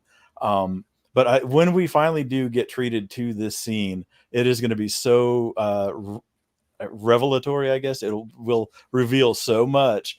It'll be so fun to see how they kind of tricked us, even from starting up with the trailers and whatnot. But going back to the actual point, I will say, yeah, I think that they're gonna pull out all the stops. I think whatever this is will put Boyd in at least into a funk. It won't take him out. I mean, obviously he's not gonna. I think we've only seen one person commit suicide, right? And then just one person. Yeah, it was a red shirt at that point. It wasn't even really a main character or even a secondary character. It was kind of just a background character. Yeah, and then and then kind of Frank kind of willingly went into the box versus exile into the woods. But a form of suicide there. Yeah, I guess you could say that's a form of suicide. Yeah. But whether it's just Tianchen, because I think I think it's safe to say that she's going down, and I think she's going down early. And we talked about this too. If she's going to go down in a Katri way, it'll be sudden, it'll be quick, it'll be a shocker. But then there'll be the other one, the scene in the barn. It could be Fatima, most likely, maybe, possibly, could be whoever else. Sarah could be, anybody else's guesses who it could be in the barn. Right. But I think that one, it's obviously going to be a much more protracted, long scene where they really, pardon the pun, but really sink their claws into what's going on there. So it's going to get, it seems like it's going to get its fair share of screen time to really develop and really let it sink in. And Harold Perrineau, just a phenomenal actor. He's been absolutely the linchpin of this show from square one, and he's always been the man for all seasons. The man for when somebody needs somebody to be strong, when they need somebody to say, okay, he's the Rock. Talk. Yeah, it's time to go. Let's do this. He's always been that man, the right man for the job. Literally, Fish and Loaves, Mr. Fish and Loaves. Right. And he embraced that role. That was his nickname. He embraced that role. It was a point of pride for him. And that was probably kind of his undoing, because he was so wrapped up in being Mr. Fish and Loaves, getting the livestock out of the woods and stuff, so he kind of took his eyes off what was happening with Abby mentally, even though Ellis tried to warn him. But no, I think anyway, that's a very, very long way of saying, I think that's the trajectory that they're going to put Boyd on for season 3. I think are the monsters going to break him? Will he? I think he'll have a redemption arc. Man, we can't lose Boyd. We can't lose him. I mean, obviously, we're not going to lose him dead, but we can't lose him as the man that he needs to be. I mean, and I think he's going to have one of those, like come to Jesus moments where he is at the darkest. The things are darkest before the dawn, and I think he's going to see the very, very darkest in season 3. Yeah, definitely. Right. He's going to be brought to the bottom, right to the brink, and then he'll kind of pull himself back, is what I see. I think they'll come very close to breaking him, and maybe they even will break him a little bit.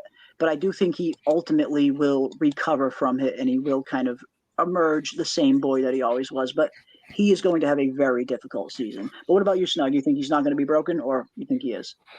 No, I think they'll try to, but they won't actually be successful. If that person in the barn is Fatima, and the Fatima's getting sliced and diced, chopped, and julienne, that's going to be gnarly. That is his grandkid.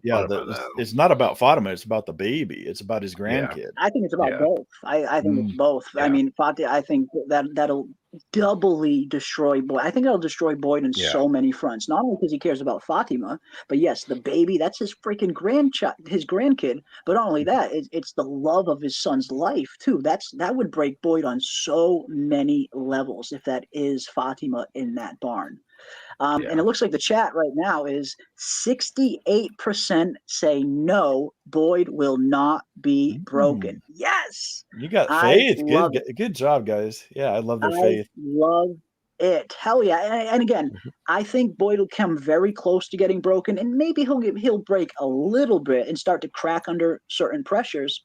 But overall, this isn't going to break him overall. It's not going to defeat him. Boyd will eventually reemerge from this victorious.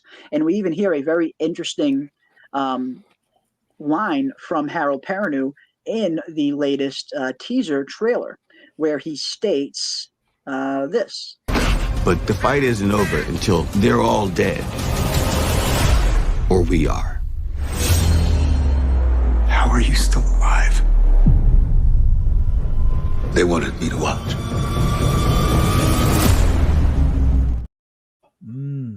It's not going to end until they're all dead or we are. I love that freaking line from Harold Perrineau. That tells you that this is a war at the end of the day. It is monsters versus the living, and one side needs to go or the other side needs to go. I love that. I cannot wait to see where this season goes. I think it's going to be the most crazy season that we have had to date. And unfortunately, we are going to lose some of our beloved characters. But I did miss a super chat, and I usually don't, but I definitely want to catch this one. Also, how Victor can wander around fine, but when they try to dig in, it all crumbles down. Victor has a past to a lot of things the others don't. Again, like, how is Victor able to kind of just survive here for that long by himself? I mean, I imagine Victor probably wasn't trying to find too many ways to try and escape. But like you said, I mean, we see them kind of digging in, and shit is hitting the fan right now. It is really hitting the fan, whereas Victor might have been kind of protected by something or someone for so long. So no, I see what you're saying there. I see what you're saying. And again, it's a question I still have no idea the answer to. How exactly Victor managed to kind of survive this long by himself with no talismans and just help from a phantom named the Boy in White. A phantom that apparently wasn't with Victor for all that long, because we know when Ethan sees the Boy in White, Victor is kind of surprised, and he says, "Tell the Boy in White Victor says hi," which kind of tells us as the audience that that's been a very long time since Victor has even seen the Boy in White. So yeah, I think this is going to be a crazy season. I think it's going to be a season of revelations. We know the final 2 episodes in the season are Revelations Part 1 and 2.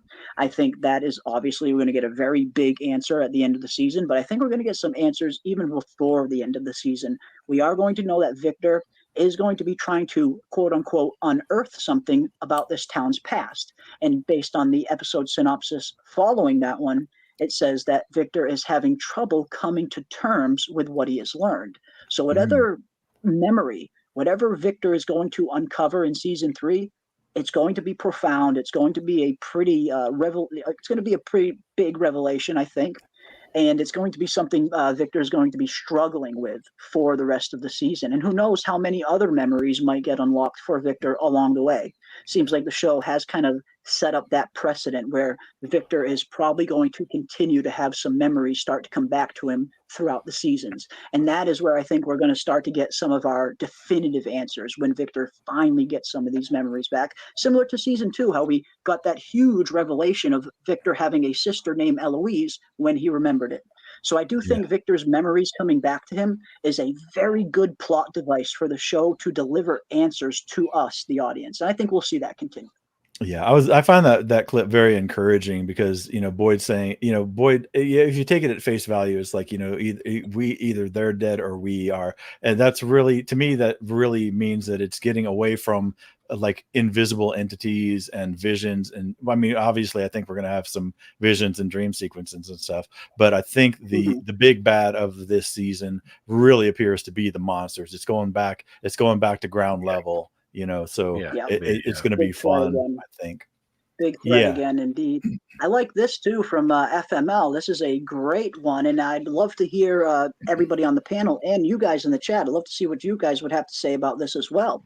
If you guys could pick any 3 people to help you escape Fromville, who would you choose?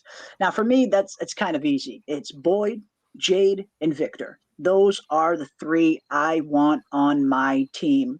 You got Boyd, who is the muscle, and he's pretty smart in his own right. You got Jade, who is incredibly smart in his own right in terms of problem solving, and he's very connected to this place in a kind of supernatural way with the visions that he's seeing. And then you have Victor, who actually knows more about this place than anybody else. So yes, if I could pick 3 people to help me survive or help me find a way out, it would be Boyd, Jade, and Victor. But what 3 would you guys pick in the chat? And what 3 would you pick on the panel? Snug, what 3 would you go with? Oh, I already answered him. I said I would pick Tabby, Julie, and Jasmine. I don't know why I picked those 3. It's a complete mystery. I don't know why. Okay. I was going to say Trudy. I was going to say Trudy. Trudy. Trudy would be good. Trudy, too. Jasmine, and Mrs. Lou. Don't shame. Okay. Hey, no shame in the game. No shame in the game. Your picks are your own. No, I think I was thinking, definitely Boyd, obviously. Boyd, Jade. Definitely Jade for her. And I was actually going to go with Kenny because I still think, I mean, you know, he had a rough time. There were scenes that I hated him in season 2. He was so petty, you know, throwing the ornament, and just he was very impulsive, a little bit haphazard. But I you know, even though I didn't like the way he was acting, it wasn't necessarily inconsistent with somebody who had kind of lost his tether, had been betrayed by Boyd and all this other stuff. I mean, I didn't like the way he was acting. I mean, I didn't like his behaviors, but I think Kenny did a good job with the acting part of it. I think there's you know, he's going to come out of this okay too. Although it does look like, I mean, if he loses his mom, he will have lost both his mom and his dad to the monsters. You know, that is pretty goddamn rough. And if Christy ends up buying it too, if she's the wild card, you know, that poor kid, man.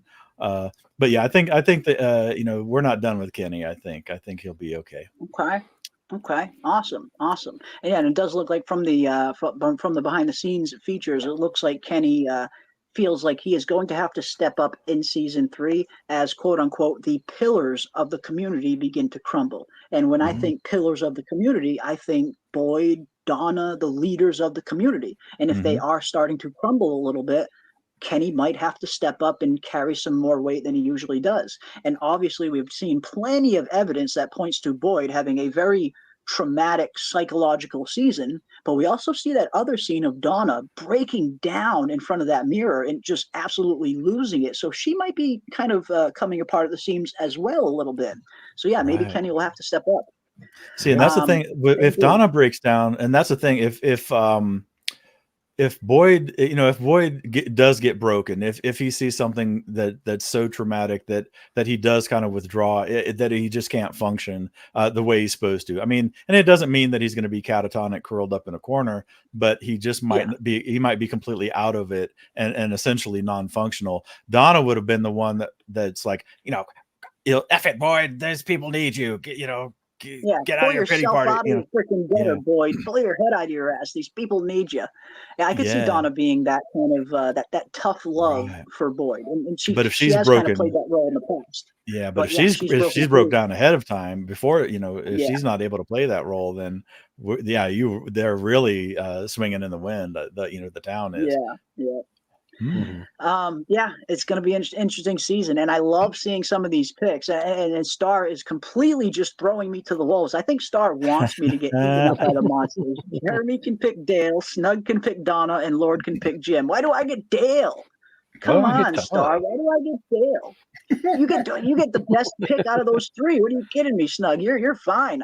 I'm the one that's toast, and Lord Ravener has Jim, and we all know how everybody feels about Jim, but still a better pick than Dale. True, yeah. Yeah, nice knowing me. Yeah, I know. He'll give you a green bean out of his pocket that he's had carrying, just munching on a green bean while watching people carry stuff around. Hey, but do you think Dale's going to get killed like off screen or something? Because they said that he's. I think the actor got Cliff Saunders got other work, right? In another I don't know. Oh, okay. Sure. I think he got. I think somehow I heard through the grapevine. I think he got other work, so I'm not sure how much he's in from this time around. Well, he was definitely on set when they were filming season 3. There's some pictures of him on set when they were filming season 3, so he's at least in some of it. Okay. How much that'll be, I don't know, but he was present during the filming for season 3. Maybe that'll be pertaining to future seasons. Maybe he won't be. Maybe he'll have a reduced role in season 4, or maybe they kill him off. Who knows if that's the case? Scheduling conflicts can often lead to characters getting killed off shows. We've seen it so many times in other series. And he's actually he would be one of those that's kind of you could actually not have him in scenes for a few episodes. It's like the eye patch girl. She shows up when she needs to. Question too much. Yeah. But let's see what the chat's saying. I know they're ribbing people. I like Dale, man. I've come around on Dale. I think Dale's the man. I don't mind Dale, but he certainly wouldn't be one of the characters I would choose to help me get the hell out of here. He'd be like the last person I pick, even if his pocket dimension theory is right. I don't want Dale on my team. But I like this one. Again, Boyd, Jade, and Victor. Hell yes, Delsenia. That's our squad right there. Kenny, Jade, and Victor. Another formidable team from Illegal Mods. I like it. Now this is a good one. Jade, Victor, and Sarah. Yeah, Sarah's another one that's going to be very valuable. I could probably swap out. I could probably swap out Victor for Sarah, maybe, and kind of still have a decent squad. I like it. You'd sleep with one eye open, Victor. though. Yeah. We got Boyd, Victor, and Ethan. Another awesome pick. Papa Socks says Jim, Ethan, and Christy. Ooh, interesting team. Be interesting to see how those 3 mesh together. Got Boyd, Jade, and Sarah. Another awesome squad because she is turned into something. I can't wait for Victor to gather his memories. Yes. Hell yes, Tiffany. I am right there with you, my friend. Christy, Jade, and Boyd. I guess Christy wouldn't be a bad choice. I mean, she is the doctor, so it wouldn't be a bad choice. But in terms of her getting us out, I don't know, maybe. The boy in white, Victor, and Father Cautry's ghost. Okay, Tyler, I see what you did there. I did there. I mean, I guess there was no specifications as to whether or not it's a dead or an alive character. So yeah, that is within the rules. And the boy in white would probably be a good character to have on your team if he was actually on your team and you could trust him. So that's a good one. We got Snug's serious answer, Boyd, Jade, and Tabitha. Tabitha's another good one. Very nice pick. Very nice pick. Awesome picks, guys. Yeah, the Sarah people, they're getting all the voices in her head too, though. So it's like they're getting access to that. They're getting a crowd. Very true. We got Victor, Jade, and Sarah from Tony as well. Lord, please give Kenny a break. He's a virgin. He's allowed to throw things. Oh man. I like it. I'll allow it. I will allow it. I'm a die. I'm a die happy. Jade, Ellis, and Kotri, the From trifecta. Okay, I see you, Vic. I see you, Vic. I respect it. I respect your game. I respect your game. Donna ate the last potato and now she's feeling guilty. Maybe. Maybe. Awesome picks, guys. Awesome picks indeed. And again, awesome question from FML, throwing us an awesome question to end the stream off on. Oh, yeah. Can't thank each and every one of you guys enough. It's, again, love going live. I love diving into all of these things with each and every one of you. Tomorrow night, Sunday night, we will be continuing and actually finishing our From Season 2 watch party. We've been watching Season 2 every Sunday in the Discord. It won't be a live stream, unfortunately, but it will be a live event right in our Fromville Discord, so everybody is welcome to come join us there. We will be concluding our Season 2 watch party with Episode 8, 9, and 10, the final 3 episodes. We will be watching tomorrow night right in the Discord. Come on and hang out with us, and we will be discussing them afterwards and discussing what some of the things we can expect to see in Season 3. But I can't forget Leah's pick. Hell no. Boyd, Jade, and Christy. Another good team. Hell yes. Hell yes. A good squad. Awesome stuff, guys. Awesome stuff. Now, again, can't thank everybody enough for all the support. You guys have been just crazy supportive of the channel, and I really can't thank all of you enough. Really. Yeah. Okay. We got one more. Okay, Jeremy, for you, how about Dale, Fanny, and Mari? Oh, come on, Star. What are you doing to me? What are you doing to me? All I can picture is just Fanny Pat Granny pointing the finger of scorn at me every time we get something wrong. Like, no, this is how you do it. This is how you do it. That would be a miserable team. So thank you, Star. I can tell you hold me in high esteem, my friend. Oh man, Dale, Fanny Pat, Granny, and Mari of all people. Whatever happens, I'm keeping Mari far away from my head. She ain't giving me a haircut. No way. No way. But thank you so much, guys. Again, this was an absolute blast tonight. I've been having so much fun on these streams lately. It's awesome that we actually have some new things to discuss and to dive into. And we will definitely continue that. Our next live stream will be our usual Tuesday show that we do. So definitely come back and hang out with us this Tuesday. We will continue to dive headfirst into all of the new Season 3 footage that has recently been released and everything else pertaining to From Season 3. And again, huge thank you to everybody who supported the channel. Very much appreciate each and every one of you. And we are going to continue to blaze a path forward as we wait for From Season 3 to get here in just 8 days, 7 days if you're actually already on the East Coast. It's officially Sunday here, so 7 days for me, 8 days for the rest. And here it comes. We are, I think we're ready. I think we are more than ready, actually, when we think of how long we've actually been waiting for Season 3 to arrive. So bring it on, ladies and gentlemen. Let's see what Season 3 has in store for us. What new terrors are going to be released? What new characters are we going to see? What new problems are the towns going to be faced with? I think this is going to be maybe their best season yet. And from what we're hearing from the cast and crew, a lot of the episodes in Season 3 really gave some of the cast and crew nightmares, according to Boyd, Jade. A lot of the characters have said this is a very scary season. And I can't wait. Again, I think this is shaping up to be their best season yet based on everything that we've been seeing. And it's great to know that we have some actual definitive answers coming in Season 3. So we are primed and ready to go, ladies and gentlemen. Season 3 is on its way. But first, we got another 5 gifted memberships from Salt. Thank you so much, Salt, for all of the support. And thank you, everybody who has sent support in tonight. You guys have been so awesome. Looks like Cinnamon Sweets is now a member. Nice. Jessica O is now a member. Diz Tops is now a member. Miss T is now a member. And Valdez Family is also now a member. Welcome one. welcome all. So glad to have each and every one of you here. Do not hesitate to spam the heck out of all of those custom From emojis. And again, for all of our members out there, if anyone has any suggestions for some new emojis that you guys want, please leave your suggestions in the comment section after the stream. I won't always see them here in the live chat again, but after the stream ends and the regular comment section opens up like any other YouTube video, if you have any suggestions for a new From emoji or any emoji, it doesn't have to specifically be From oriented. It could be any emoji. Any suggestions that you guys have, leave them in the comment section, and I will definitely try my hardest to make that happen before the next stream. So again, big thank you to each and every one of you, and I owe Salt one more whoa.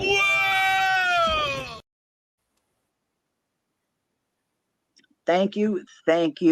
Can we get Ethan as a sticker of him mean mugging? I will definitely try and make that happen. Yeah, if you guys want an Ethan mean mugging emoji, I think I even have the perfect photo for that.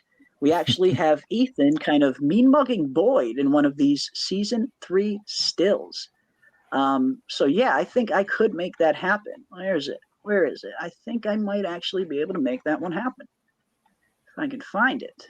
There we go. Now we're getting closer.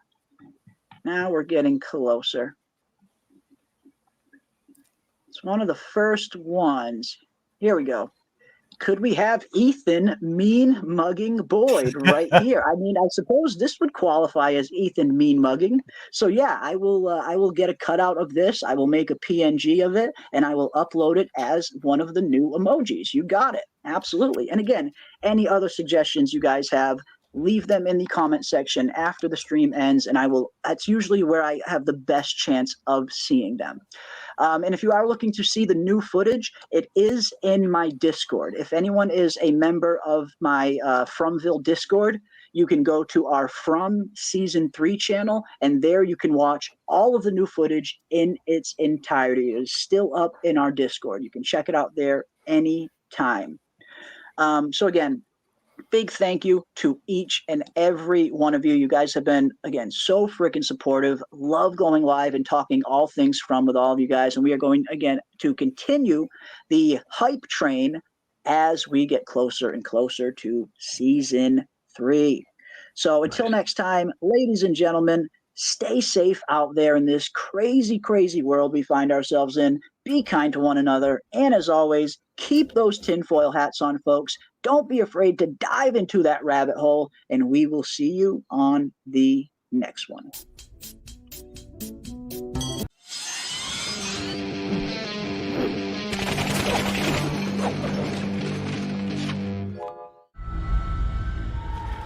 You said this place couldn't break you. That's what she said.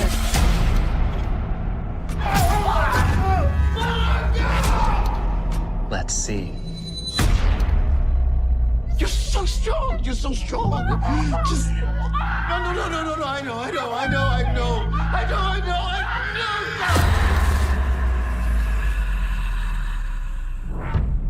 It's all just a dream. What if all this was designed just to see how we react? What if this place is trying to torture me? What if the people these monsters are killing, what if they're all in on it? What if this is all some kind of fucked up experiment? What if the answers are out there? Maybe we just didn't go out far enough.